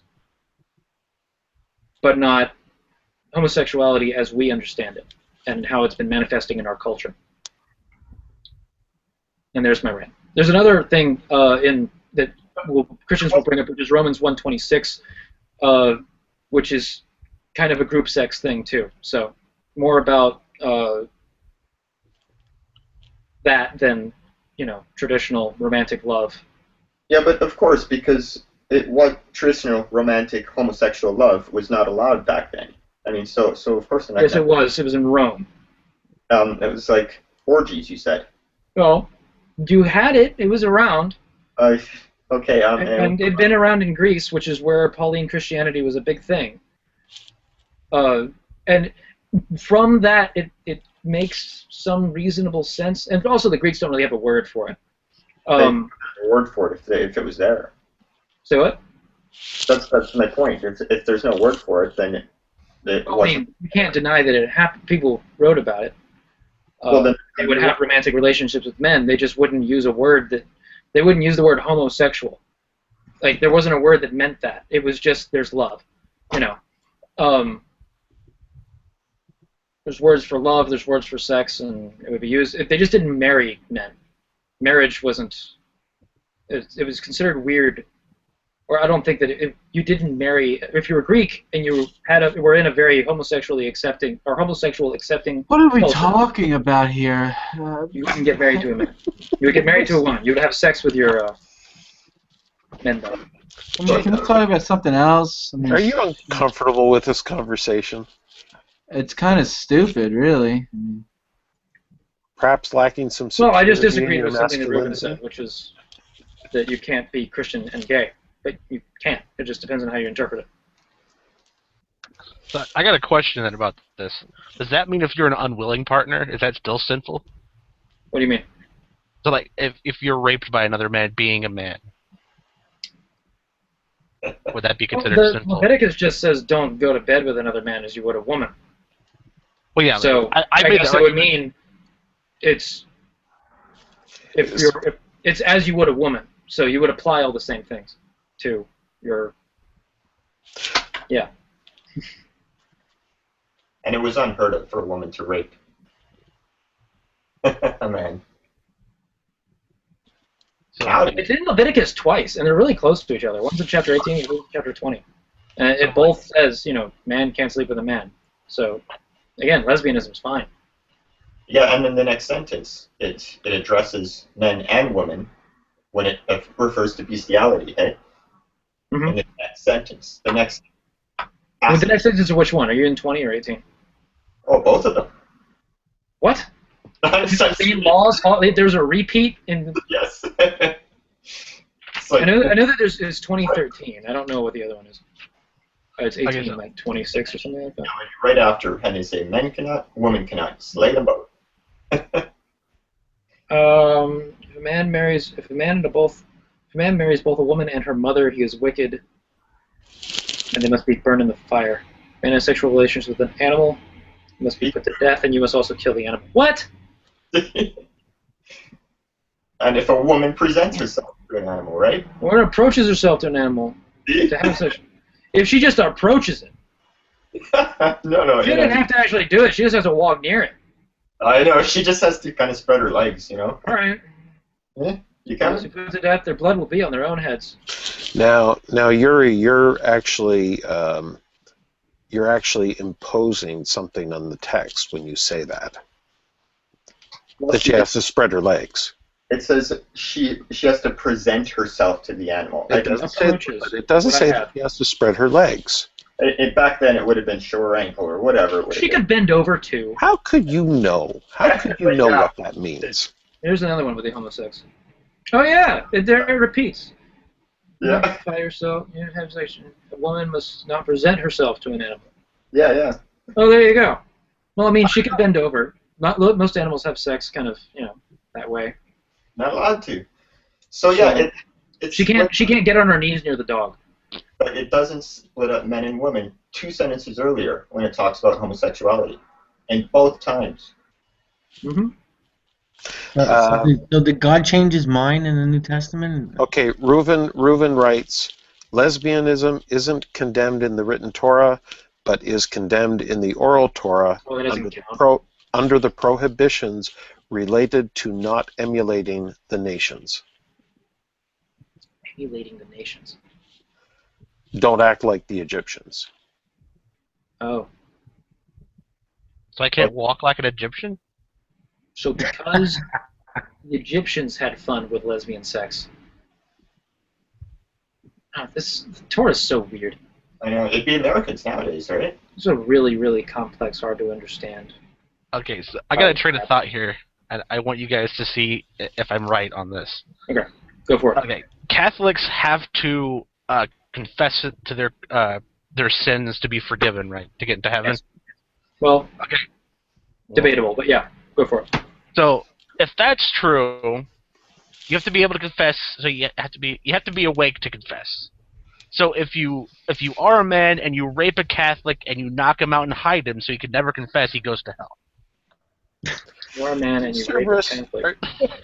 You hide him. What do you think of when you go to bed at night? Oh, see, Dude, when I the was number of Catholics I'm going to bring to hell with? No, I'm just kidding.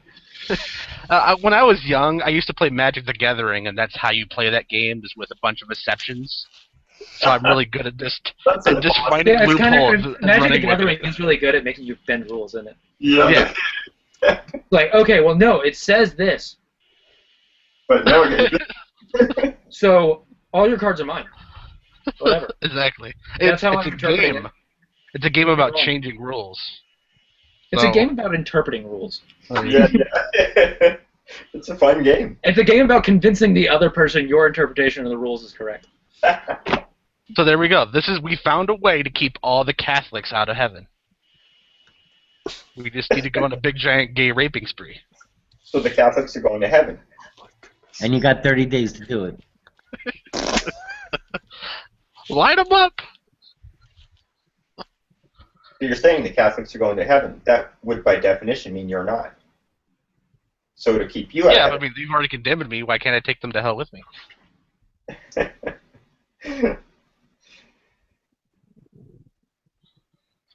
Reuven, if the oral traditions aren't written down, I don't care about them. Also, get a mic.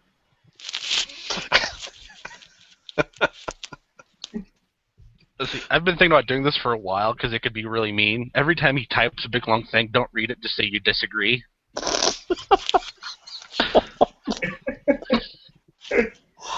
Oh. They're on to you, Reuven. The laws must be written down and your arguments must be spoken, Reuven.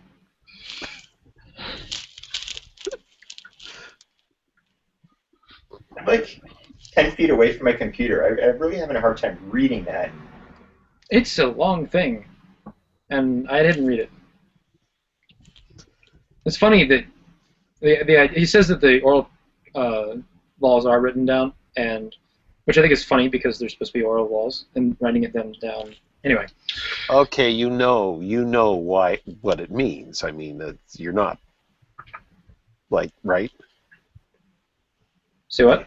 It used to be oral before it was written down, but, But it's if it's referred to not as the oral law, anymore, so you can distinguish it from the written, which would be the 5 books of Moses.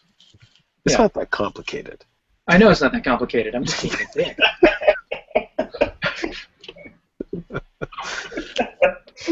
Insults them. Whip that up there. Oh, the douchebaggery in this room is going.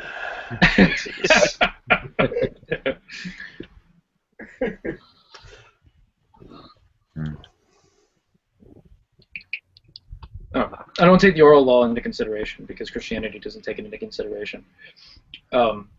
So. Christianity was Gnostic text either. Well, it to the degree that it takes,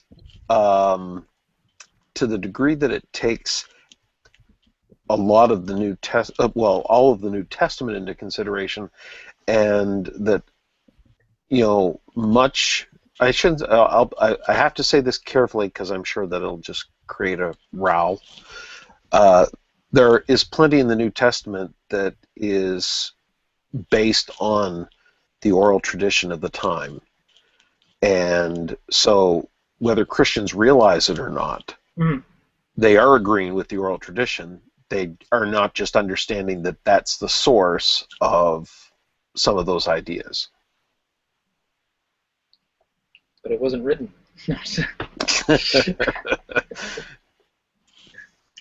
But there is and whenever Jesus would bring up a point, he would say, "It is written."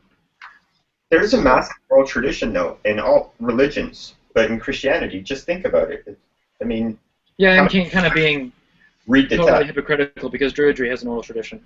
So, they didn't write down squat. Druidry? I said Christianity. I said I'm being a hypocrite.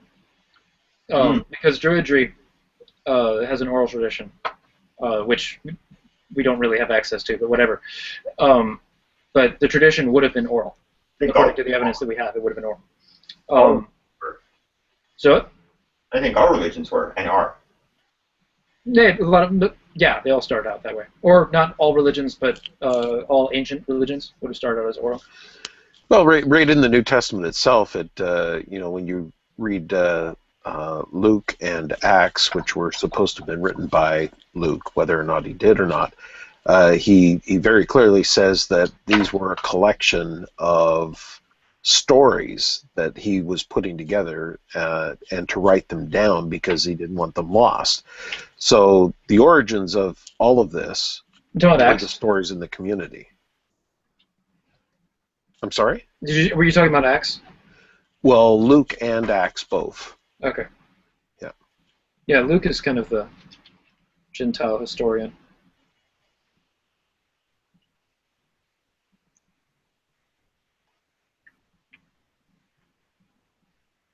Oh, well, it must have sucked back then when one out of every, however many thousand could write, Hey, get Luke, we need him to write this story down. We're going to forget it.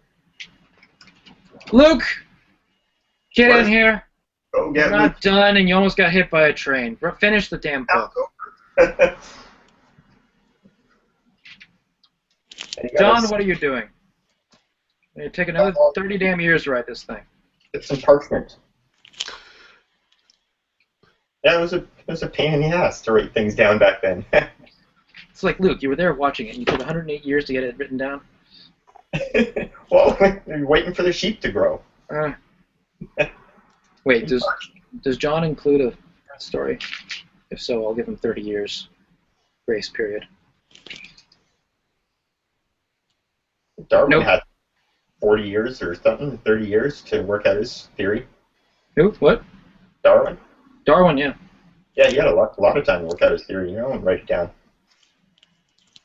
But he wasn't an eyewitness to events, as a lot of people claim. Like, one of my a kind of pet peeve that I have with Christians is when they make the claim that Matthew, Mark, Luke, and John are all eyewitness accounts, which is like, no, okay.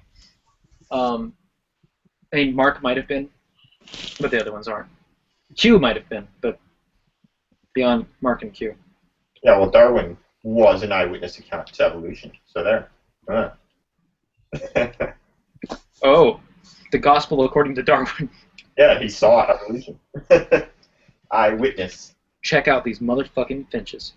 Yeah, I saw him evolve. Look at these motherfucking beaks. Oh, yes.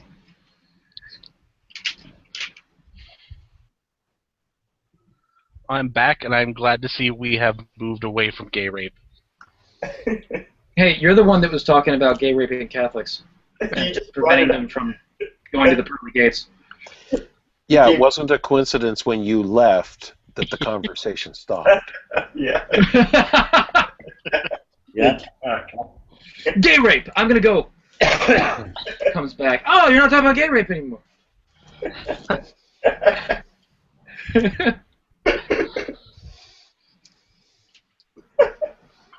We've moved on to being a bunch of non-Christians talking about the Bible.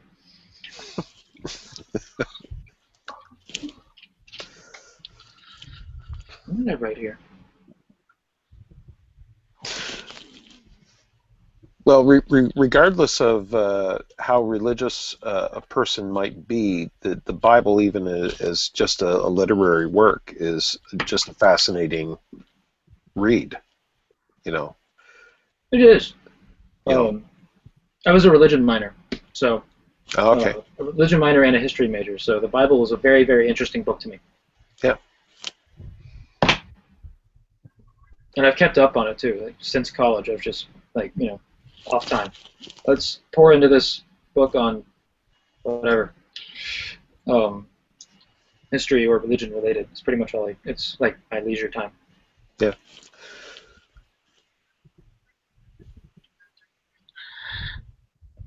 You're a priest. No. You could drown yourself in the Bible. All that's little honestly, I haven't read enough of the Bible to be a priest. I really respect how knowledgeable a lot of, especially Catholic priests, are of the Bible. And I'm really frustrated with a lot of Protestant preachers, or ministers. But whatever. Tim Staples, who was a fairly, at one time he was well known in certain evangelical circles, and he converted to Catholicism, and he's regularly featured on one of the Catholic radio programs and does apologetics on it for Catholicism. And I found it very fascinating because, of course, I really didn't have much education in Catholic apologetics, so it was interesting to listen to him talk about things that are often problems for Protestants, Mariology and praying to the saints and purgatory and stuff like that. And yeah, it's very different. Yeah, it is. It is. Yeah. I mean, even if at the end of the day you disagree with the conclusions, what you can't do is you can't dismiss them as being non-biblical in their approach to these issues. It's just that they're approaching it with a different set of they're just doing well. It's kind of like a comment earlier about the rapture not being in the Bible. Well, for people that believe in the rapture, the elements of the rapture are there. They just put them together in a very strange way, which is why they can be convinced that the rapture is a real event. Even the rapture if originates in like the 1800s, like the belief in it. Yeah. It started out as someone has a dream and they have to find a way of rationalizing or explaining the dream in biblical terms, and voila, you look for elements in the Bible which you then apply to your experience. But which is not what the Catholics are doing, but it's back to this idea that I have kind of been going with for many years, is that we read into the text what we want to read into the text, and so therefore a Catholic will take a reference about where Paul talks about let's pull this out of my memory. Anyway, it's talking about being purified by fire. And so this becomes a reference in Catholic understanding of purgatory, is that there's this purging process that a person experiences after they die that kind of prepares them for heaven. And it's based on this idea. Going other sins. Yeah. So it's not something that somebody just made up out of thin air, or that it lacks any kind of biblical context. Even if you don't agree with how they interpret it, they're nonetheless using the text. Yes and no. This is a little bit of a nitpick that I have. Catholics Catholics are not sola scriptura, right? Whereas Calvinists are. Yeah, there's a strong oral tradition with Catholics it's sort of an oral tradition. A lot of it's written down. Now it is. But they have tradition. Yeah. That is outside of the Bible, by Christian thinkers, Catholic thinkers such as St. Augustine and Thomas Aquinas and others, that were embraced and approved by the Catholic Church, and brought into the Church's canon. And some of those thoughts may have been based upon the Bible, based upon Scripture, or biblical ideas that are extrapolated from the Bible, but sometimes you get a few steps away, and it's conclusions of a conclusion. And right. It's something where if you are sola scriptura, you're not going to get that far.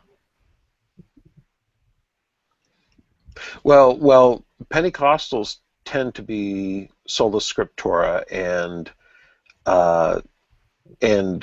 I think that they probably have wandered away from, several steps away from rigid interpretation of what is written. The best defenders of sola scriptura that I run into are Calvinists. Yeah.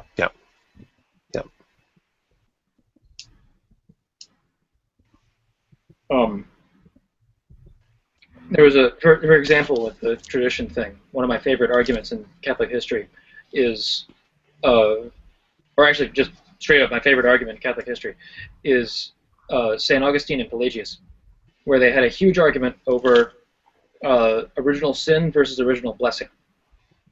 And if Pelagius had won, we would not have the idea of original sin. Humans would be inherently good rather than inherently evil. All over an argument. Mm-hmm. Wow. I mean, Augustine had more scriptural evidence, but and Pelagius thought that it was possible for someone to go through their life without sin. He said it was possible. He was not defending that it had been done, but he was saying that it was possible, which Augustine was very frustrated with that idea. And they got into a big debate, and Pelagius was subsequently banished to Ireland, the British Isles. And Augustine's ideas were adopted for the church. Well, that would depend on your interpretation of sin, or your definition of sin. It would depend on your teenage years as a young man. I mean, I mean, is it possible? What do you mean? Who won the argument? The winner of the argument was Augustine. The church adopted Augustine's ideas rather than Pelagius. Pelagius was exiled. Augustine was saying that it is possible to live? Augustine was saying it's absolutely impossible because we're born with sin. Being born is a sin. Comes with sin. Because if you inherit the sin of your parents, you inherit the sins of Adam. When you are born, each generation has more sin to deal with, and because the burdens of prior generations are all put on their shoulders. So, and which is the reason why, like, I guess you could extrapolate from that that's the reason why every generation gets worse. I'd say it's a relationship. But that's why everyone has like sexual urges, and Augustine's personal struggle was with his sexual urges. He writes about that. Yeah. He just jacked off way too much, and loved women. Loved him some women, but did not like that about himself, and that's why he could not get rid of that urge. So he thought that it was in his human nature to be evil. That's right there is your abusive relationship. You're fighting. Well, yeah. You're constantly, so you're always feeling guilty, and then you succumb, and then guilt, succumb, and it's up, down, and that's where they get that from, I guess, or whoever said that. With Pelagius, his argument was that God gave us the Bible through man, and that there is the book that we have written, and then the book of the Word of God that is written in our hearts, and the Word of God that is written in nature, and that because we are created by God, we are created in His image, and we are inherent in His, and that God is inherent in His creation, that we are inherently like God, and that what happens to us is that we are tempted and we stray away from that, and Christianity is about coming back to what you really are, and being being like that which you were created for being in the first place, which is a much more attractive idea now. If you're a murderer, pedophile, or something like that, then you go back to being that, right? No, because that is part of you going astray. You're returning to the redemptive or the redeemed self that you were intended to be originally. His check system was you should check with what's in your heart, and then you should check with the Bible. And if what's in your heart disagrees with the Bible, then you need to address a God with that problem. And God will reveal it to you if you are earnest in your request. So these Catholic priests had like a huddle, and then they said, "We got to go with Aquinas, man, as this is gonna." It wasn't Aquinas; it was Augustine. Aquinas was a much more reasonable person.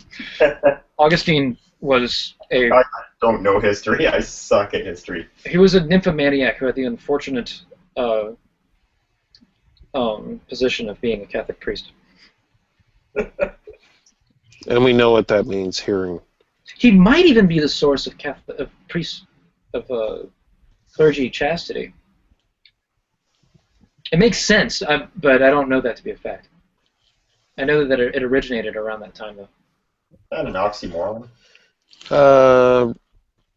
Reuven says no, that's earlier, but I have no idea whether he's saying that about what you just said or whether it's a conversation. I wouldn't be surprised if he was saying that about priestly cells. Yeah. It makes sense that he would have been the origin, but I would not hesitate to believe that it was before that. Well, you could see that someone who struggles with that or finds themselves focusing on their struggle with that, because it's just part of a natural human process that when you're going through puberty and what have you. So it's not like his experience was probably extraordinarily different from anyone else's, so much as it was that he probably found himself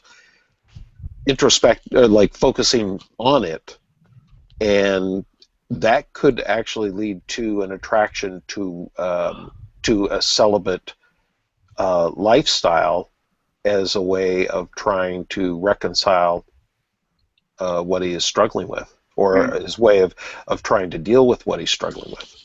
Because that's also pretty typical of us as people dealing with kind of whatever it is that's giving us anxiety. We tend to kind of go to the polar opposite as a way of trying to, anyway, I'm tired. I need to go to bed. That was the best way to end that. Yeah, I think so. I'm talking and fuck it. I'm out of here. All right, guys, it's 5:15 here for me. I'm going to go to bed. All right. Good meeting you, man. Yeah, hold on. Don't leave yet. See you later, man. I want to try and add you. All right, now you can leave. All right, thanks. Thanks for dropping by, man. Have a great day. All right, take care, guys. See ya. Bye-bye.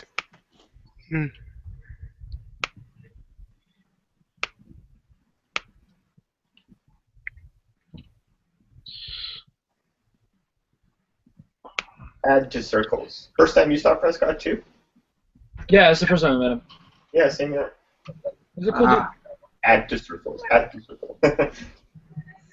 Yeah, I know Prescott from way back. He's a pretty rad dude, yo. Yes. Hey, Andy, how you doing, man? Hey, what's up? How you guys doing? Doing okay. I saw you wanted to join the conversation. Yeah, it looks like you guys are about to wrap up. No, we just lost Prescott. And gained you. And there's still, 8 people in here? Let me use my headphones here. We're still live? This is going to be the longest damn video. Yeah. Hey, Adam, you always come in and you sit there quietly. How long is this going now? Hey, what's up? Hey, what's up? How you guys doing? Doing okay. I saw you wanted to join the conversation. Whoops. Yeah, it looks like Are you watching this live while we're live? No, I wanted to see how long it was. Why do I have an echo here? I'm sorry. I wanted to see how long it was going. Yeah. So yeah, we're almost at the 4-hour mark. For those of us watching live, you are now watching live. Well, we are playing what is going on live. You are here live.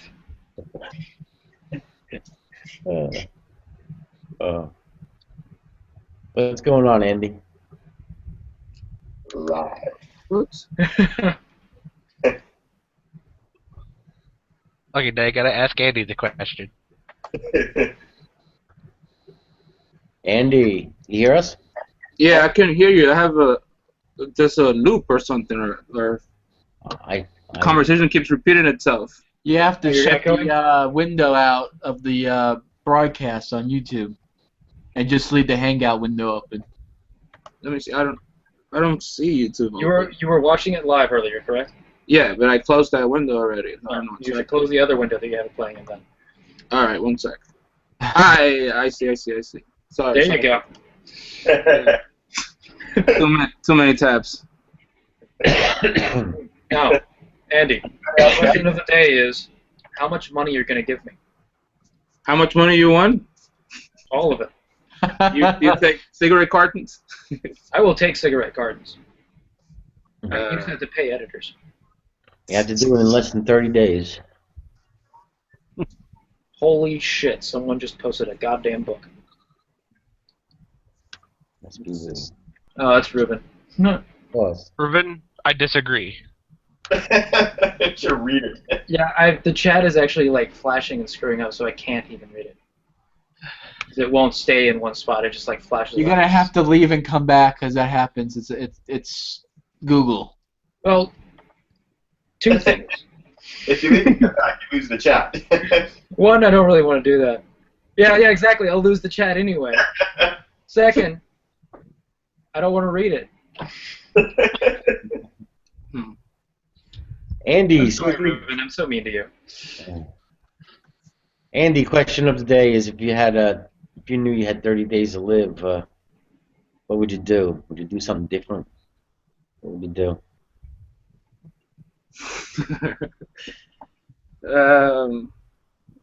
We are live too. That's sort of a philosophical question. Oh, thanks, Ruben. I might read that now. Yeah, we weren't talking philosophy for 4 hours.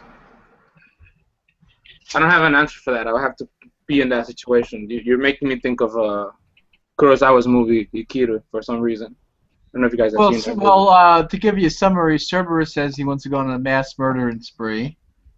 I mean, yeah. Well, murder's relative. I'm defending the human race here, so.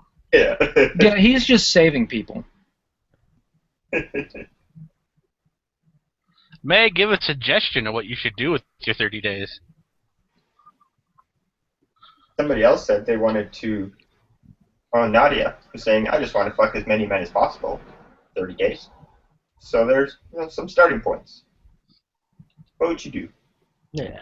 Place you visit, person you might visit, I don't know. Make amends with somebody, I don't know. You have 30 days to live. Thanks, Ruben. Experience you want to have? Have any of you guys seen I don't know if you know Akira Kurosawa. He's a very famous Japanese director. He directed this film called Ikiru. And the basis for it is very similar. There's a bureaucrat that he finds that he has cancer, and he has like 6 months to live or something like that, and he goes to a complete character change. But if you guys are not familiar with the movie, then I won't be able to talk much about it. Which movie are you talking about? It's Ikiru. It's by Akira Kurosawa. I have not seen that one. I've seen some of Akira Kurosawa's work, but I haven't seen that. I highly recommend it. It's very good. Very inspirational too. There's a lot of Christian things in it as well. Kurosawa was a reader of what's his name again? Crime and Punishment. What's the name of the author? Oh, I don't remember. I want to say Tolstoy. Dostoevsky is the name of the author. Dostoevsky? Yeah. Oh yeah, there. Crime and Punishment. Yeah. Crime and Punishment and a few other things. A lot of Russian literature was very huge in Japan during that time, and it deals a lot. It has to do a lot with believing. But the thing is, Tolstoy wrote. Oh, no, sorry. It's Dostoevsky. I'm pretty sure of that. At least Crime and Punishment, the author of it. No, I'm not disputing that Dostoevsky wrote Crime and Punishment. In fact, you're right. I'm just trying to remember what Leo Tolstoy wrote. You're avoiding the question. Answer the question. No, what did he ask me anything? No. I haven't. I choose not to answer the question. Oh. You choose not to answer the question. Yeah, okay. All right. Well, I'm going to just stop the broadcast at this time because it is 4 hours, but we'll continue the conversation. So thanks to everybody out there who's listening. There should be a link if you still want to join in. War and Peace. War and Peace. War and Peace. I thought that was my name. All right, here. Yeah. All right. All right, well.